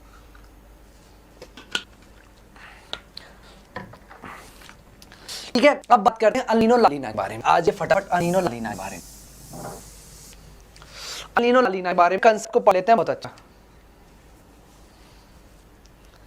आइए फटाफट क्या होता है, देखिए बेसिकली ये वाला एरिया है ना, ये ईस्टर्ली ट्रेड विंड से इन्फ्लुएंस में होता है। कौन सा सारा खेल है इसमें, दो चीज का है, एक ऑस्ट्रेलिया की ईस्टर्न कोस्ट और जो पेरुवियन कोस्ट, साउथ अमेरिका की वेस्टर्न कोस्ट वाले एरिया का सारा कंसेप्ट है अल नीनो ला नीना का। समझिए क्या होता है यहाँ पर, ठीक है। समझिए सबसे पहले हम फटाफट बात करते हैं ये वाला एरिया, समझ पॉइंट, ये वाला एरिया पॉइंट देखना बहुत अच्छा पॉइंट है। यहाँ पर क्या हो रही है, ये बेसिकली इस वाली पोजीशन है, ये ईस्टर्ली ट्रेड विंड चल रही है, क्योंकि यहाँ पर बेसिकली ट्रॉपिक्स के पास वाला एरिया है, यहाँ पर ईस्टर्ली ट्रेड विंड चलेंगी और easterly trade wind eastern side से आ रही है आपकी, ठीक है, ईस्टर्न साइड से। सबसे पहले मैं बात करता हूँ नॉर्मल कंडीशन, जो बेसिकली मैक्सिमम सबसे ज्यादा होती है, जो बेसिकली सबसे ज्यादा कौन सी कंडीशन होती है, नॉर्मल कंडीशन होती है, उसके बारे में बात कर रहे हैं। मतलब जो ट्रेड विंड्स है ना वो नॉर्मल स्पीड से चल रही हैं, यहाँ से ईस्टर्न ट्रेड विंड्स आपकी मूव कर रही है इस डायरेक्शन से, ये ईस्टर्ली ट्रेड विंड्स यहाँ से मूव करती है इधर की तरफ आ जाती है, कहाँ पर आपका ये वाला पोर्शन जो वेस्टर्न आपका साउथ अमेरिका, यहाँ तक आपकी ईस्टर्ली ट्रेड विंड आ गई। अब ईस्टर्ली ट्रेड विंड क्या करती है, जो ऊपर का सरफेस वाटर है इसको शिफ्ट करके इधर लेके जाती है। जो ओशन है, अगर बात करूं मेरे पास ओशन है, ओशन का जो ऊपर सरफेस वाटर है इसको शिफ्ट करके इधर लेके आ जाती है।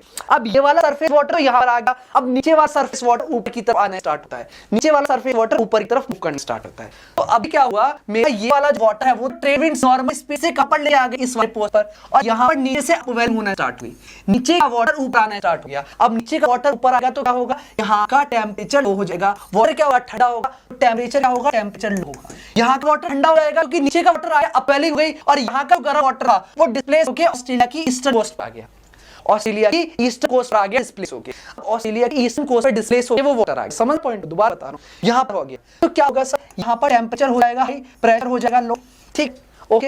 यहां पर टेंपरेचर हो जाएगा लो और प्रेशर हो जाएगा यहां पर हाई, प्रेशर हो जाएगा हाई। इनने मूव करना स्टार्ट किया हाई प्रेशर लो प्रेशर की तरफ, हाई प्रेशर लो प्रेशर की तरफ, यहां से लिया मॉइस्चर और मॉइस्चर ले जाने के बाद ईस्ट ऑस्ट्रेलिया की ईस्टर्न कोस्ट पर बड़ी अच्छी खासी रेनफॉल कर दी, अच्छी खासी रेनफॉल कर दी। और यहां पर क्या हुआ, यहां पर अप वैली हुई, नीचे का कोल्ड वाटर ऊपर आया, ठीक है। यहाँ पर क्या है, कोल्ड पेवियन करंट है, हम्बोल्ट करंट है जो कि कोल्ड है। अपवेलिंग होने से क्या होगा, नीचे से अपवेलिंग होने से फाइटोप्लैंक्टन्स आएंगे, और वो फाइटोप्लैंक्टन्स क्या है, आपके फिश होती है ना उनका फूड है, उन फिश का क्या फूड है। और जैसे ही फाइटोप्लैंक्टन्स ऊपर की तरफ आएंगे फिशेस भी आएंगी, क्यों, क्योंकि फिशेस का फूड आ गया, और ऐसी फिशेस आएंगी। और जब फिशेस यहाँ पर आएंगी तो ये पेरुवियन कोस्ट क्या है, एक अच्छा फिशिंग ग्राउंड है, एक अच्छा फिशिंग ग्राउंड है। यहाँ पर बहुत अच्छी फिशेस होती है, यहाँ पर बहुत अच्छा फिशिंग एरिया है पेरुवियन कोस्ट का। और यहाँ पर आपका जब कोल्ड पेरुवियन करंट है तो ये वाला कोस्ट कैसी रहेगी, ड्राई कोस्ट हो जाएगी, यहाँ पर थोड़ा सा डॉट लाइक कंडीशन आएंगी, यहाँ पर सूखा पड़ जाएगा, और यहाँ पर बढ़िया रेनफॉल होगी ईस्टर्न कोस्ट ऑफ ऑस्ट्रेलिया पर। क्लियर, नॉर्मल कंडीशन है, ये नॉर्मल कंडीशन है।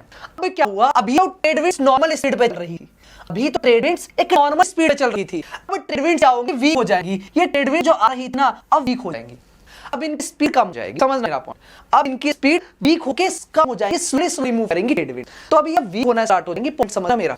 अब ये ट्रेड विंड क्या हो गई, वीक हो गई, यहाँ पर ट्रेड विंड्स मूव कर रही है, ट्रेड विंड वीक हो गई, इनकी स्पीड कम हो गई। अब क्या होगा, जो वाटर यहाँ पर डिस्प्लेस किया था, जो ट्रेड विंड से वाटर को यहाँ पर लेकर आ रही थी, अब वो वाटर दोबारा वापस आने लगेगा, क्योंकि पहले कौन पुश कर रहा था इस वाटर को, ट्रेड विंड्स। अब वो ट्रेड विंड यहाँ से कम फोर्स आ रही है तो वाटर दोबारा बोलेगा जहां से आया वहीं जा रहा हूं मैं, जहां से निकला था वहीं जा रहा हूं मैं, ठीक है। तो ये ट्रेड विंड से वाटर दोबारा डिस्प्ले होकर यहाँ पर आ जाएगा, यहाँ पर साउथ अमेरिका की वेस्टर्न कोस्ट पर आ जाएगा आपका वार्म वाटर, यहाँ पर वार्म वाटर आ गया और इधर क्या आ जाएगा, कोल्ड वाटर, यहाँ का क्या हो जाएगा, कोल्ड वाटर, ठीक है। अब की कंडीशन बता रहा हूं अल नीनो की, जब अल नीनो का, अल नीनो में क्या होगा, ट्रेड विंड्स वीकर हो जाएंगे, वीकर हो जाएंगे, सॉरी, ठीक है। ट्रेड विंड्स क्या होंगी, यहाँ पर वीकर हो जाएंगी। अब ट्रेड विंड्स वीकर होने के बाद सारा वार्म वाटर यहाँ पर दोबारा डिस्प्लेस हो गया, टेम्परेचर हो गया हाई, प्रेशर हो गया लो, कोल्ड वाटर आ गया, इस वाले एरिया में टेम्परेचर हो गया लो, प्रेशर हो गया हाई। अब कहूंगी ट्रेड विंड इस तरीके से मूव करेगी, मतलब एयर है वो बेसिकली इस तरीके से मूव करेगी विंड, और यहाँ पर मॉइस्चर उठा के इस वाले पोर्शन में बढ़िया रेनफॉल कर देगी, इस वाले पोर्शन में बढ़िया रेनफॉल कर देगी। और जो ऑस्ट्रेलिया की ईस्टर्न कोस्ट है यहाँ अब ड्रॉ लाइक कंडीशन आ जाएंगी, ऑस्ट्रेलिया की ईस्टर्न कोस्ट पर ड्रॉट लाइक कंडीशन आ जाएगी, समझ आ गया। ऑस्ट्रेलिया की ईस्टर्न कोस्ट पर ड्रॉट लाइक कंडीशन, यहाँ पर सूखा पड़ जाएगा, अल नीनो में क्या हो जाएगा, सूखा पड़ जाएगा। और याद रखना जब भी अल नीनो आता है ये इंडिया के लिए अच्छा नहीं होता, ये हमारे इंडिया के लिए कभी भी अच्छा नहीं होता। मैं रीजन बताऊंगा क्यों, ऐसा कब हुआ है, ऐसा क्या हुआ कि इंडिया के अच्छा नहीं है, ये इंडिया के लिए कभी भी अच्छा नहीं होता अल नीनो, ये पॉइंट याद रखना। अब आपका तीसरी कंडीशन है ला नीना की, अब तीसरी कंडीशन है ला नीना की, और इसको नॉर्मल कंडीशन है, इसको चेंज करके लिख दीजिए ला नीना, इसको लिख दीजिए चेंज करके ला नीना, फिर मैं आपको समझाता हूं।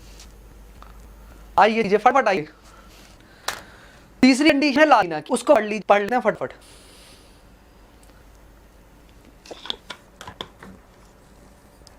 ठीक है, अब बात करते हैं आपकी ला नीना की कंडीशन। ला नीना में क्या हो रहा था, ट्रेड विंड्स नॉर्मल कंडीशन में नॉर्मल स्पीड से चल रही थी, अल नीनो में उनकी स्पीड कम हो गई थी, अल नीनो में उनकी स्पीड कम हो गई थी, वीकर हो गई थी। वहीं पर ला नीना में क्या होगा, इन ट्रेड विंड की स्पीड बहुत तेज हो जाएगी, ये ट्रेड विंड बहुत हाई स्पीड के साथ आपकी ट्रैवल करनी स्टार्ट हो जाएंगी। कहां पर, सर ला नीना में, ला नीना में इनकी स्पीड बहुत हाई हो जाएगी। अब क्या होगा, जो यहाँ का वाटर था बहुत ज्यादा लार्ज वाटर डिस्प्लेस हो जाएगा, तो ऑस्ट्रेलिया की ईस्टर्न कोस्ट है यहाँ पर वार्म वाटर बहुत ज्यादा आ जाएगा, और इसका टेम्परेचर बहुत ज्यादा हाई हो जाएगा, और प्रेशर बहुत ज्यादा हो जाएगा।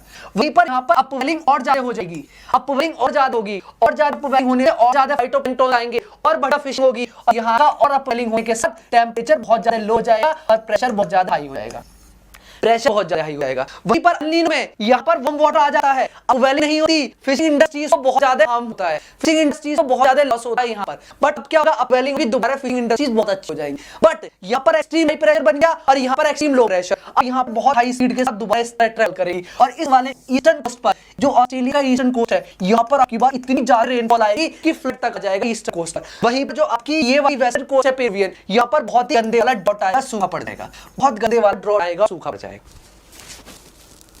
समझ में आ गया। यहाँ पर बहुत ज्यादा ड्रॉट आएगा और सूखा पड़ेगा, क्लियर, किसी भी कोई डाउट, यहाँ पर बहुत ज्यादा ड्रॉट आएगा, सूखा पड़ेगा। अल नीनो ला नीना का कांसेप्ट किसी को समझ में आया है या ना, फिर उस बाद बताने वाला हूँ इंडिया को कैसे इफेक्ट करता है, इंडिया को कैसे इफेक्ट करता है, फटाफट बताइए जल्दी, किसी को भी कोई डाउट हो किसी तरीके से, फिर बता दूं इंडिया को कैसे इफेक्ट करता है, इंडिया को कैसे इफेक्ट करता है बताइए फटाफट। सर इंडिया को इफेक्ट करता है अल नीनो, अल नीनो किस तरीके से इफेक्ट करता है इंडिया को, अगर मैं बात करूं इंडिया को इस तरीके से इफेक्ट करता है। अभी आप दो इमेज को एक साथ विजुअलाइज करना, दो इमेज को एक साथ विजुअलाइज करना, इंडिया को कैसे आपका इफेक्ट करता है। यहाँ पर देखिए जो मस्क्रीन वाला एरिया, यहाँ पर जो बेसिकली हाई प्रेशर एरिया बना, ये हाई प्रेशर एरिया इस वाले लो प्रेशर की तरफ जा रहा था, लो प्रेशर की तरफ जा रहा था और इंडिया के मानसून को स्ट्रॉन्ग कर रहा था यहाँ से, ये वाला हाई प्रेशर एरिया। बट यहाँ पर जो हाई प्रेशर बना मस्क्रीन हाई पर, ये इधर को स्ट्रॉन्ग कर रहा था। बट अब क्या हुआ, ये मस्क्रीन हाई वाला जो हाई प्रेशर है, अब यहाँ पर जो इस वाले एरिया में एक्सट्रीम लो प्रेशर बना हुआ है अल नीनो में, ये हाई प्रेशर इंडिया जाने की जगह इधर की तरफ शिफ्ट हो जाता है, इधर की तरफ शिफ्ट हो जाता है। और जब इधर की तरफ शिफ्ट हो जाता है तो मानसून होता है आपका वीक हो जाता है। जो आपकी साउथ वेस्ट मानसून को पुश कर रहा था वो वाला प्रेशर हाई, वो वीक हो जाता है, क्योंकि वो वाला प्रेशर इस वाले प्रेशर की तरफ जो यहाँ पर एक्सट्रीमली हाई प्रेशर बन गया, इधर की तरफ शिफ्ट हो गया।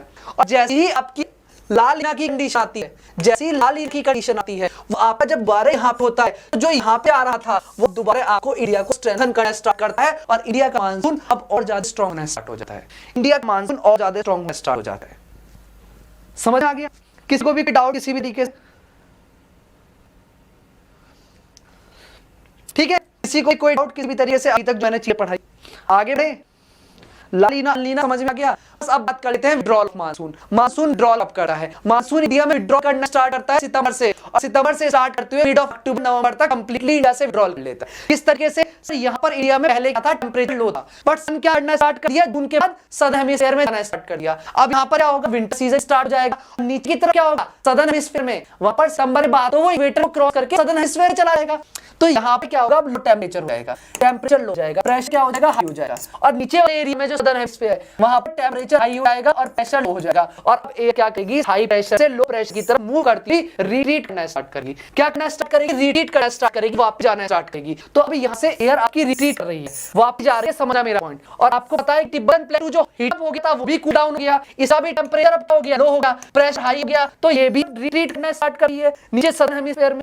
तो इंडिया में तो कोई यहाँ से लैंड पर तो कहीं से मॉइस्चर मिलेगा ही नहीं, क्योंकि कोई वाटर बॉडी नहीं है ऐसी मेन, तो यहाँ पर कोई भी रेनफॉल नहीं होगी। बट ये रिट्रीट कर रहा होगा इस तरीके से, तो यहाँ पर रिट्रीट करते हुए बे ऑफ बंगाल से मॉइस्चर उठा लेगा, जाते जाते विंटर में भी तमिलनाडु वाली कोस्ट पर रेनफॉल करेगा, ईस्टर्न तमिलनाडु कोस्ट है, जो ईस्टर्न तमिलनाडु कोस्ट है वहां पर ही रेनफॉल कर देगा। ये आपका मानसून याद रखना मेरा फ्रेंड। कहां पर सर, ये आपका ये वाली कोस्ट है, यहां पर भी रेनफॉल कर देगा तमिलनाडु में। समझ आ गया? यहां पर भी रेनफॉल कर देगा। किसी को कोई डाउट? किसी को भी डाउट किसी भी तरीके से? फाइन, क्लियर है? ये मानसून अभी सीजन होते हैं, winter season, summer season, rain season, ये एक करके हमने सारे पढ़ी हैं। हॉट समर सीजन होता है, रेनी सीजन होता है जो कि आपका जून में स्टार्ट होता है, उसके बाद मानसून रिट्रीट करता है, रिट्रीट करने के बाद आपका खत्म हो जाता है, जहां पर आपका अक्टूबर नवंबर तक इंडिया से पूरा ही रिट्रीट हो जाता है, मानसून वापस चला जाता है। बट रिट्रीट करते हुए बे ऑफ बंगाल से मॉइस्चर उठाता है और यहाँ पर तमिलनाडु की वाले एरिया पर जहां पर कावेरी रिवर है, कावेरी रिवर जो अपर स्लोप है, वहां पर अपर स्लोप पर तो आपका जो अपर एरिया है वहां पर साउथ वेस्ट मानसून से रेनफॉल होती है। जो लोअर कोर्स है, जो लोअर एरिया है जहां पर लोअर कोर्स में फ्लो करती है, वहां पर रिट्रीट के कारण आपकी रेनफॉल होती है। यही रीजन है कावेरी रिवर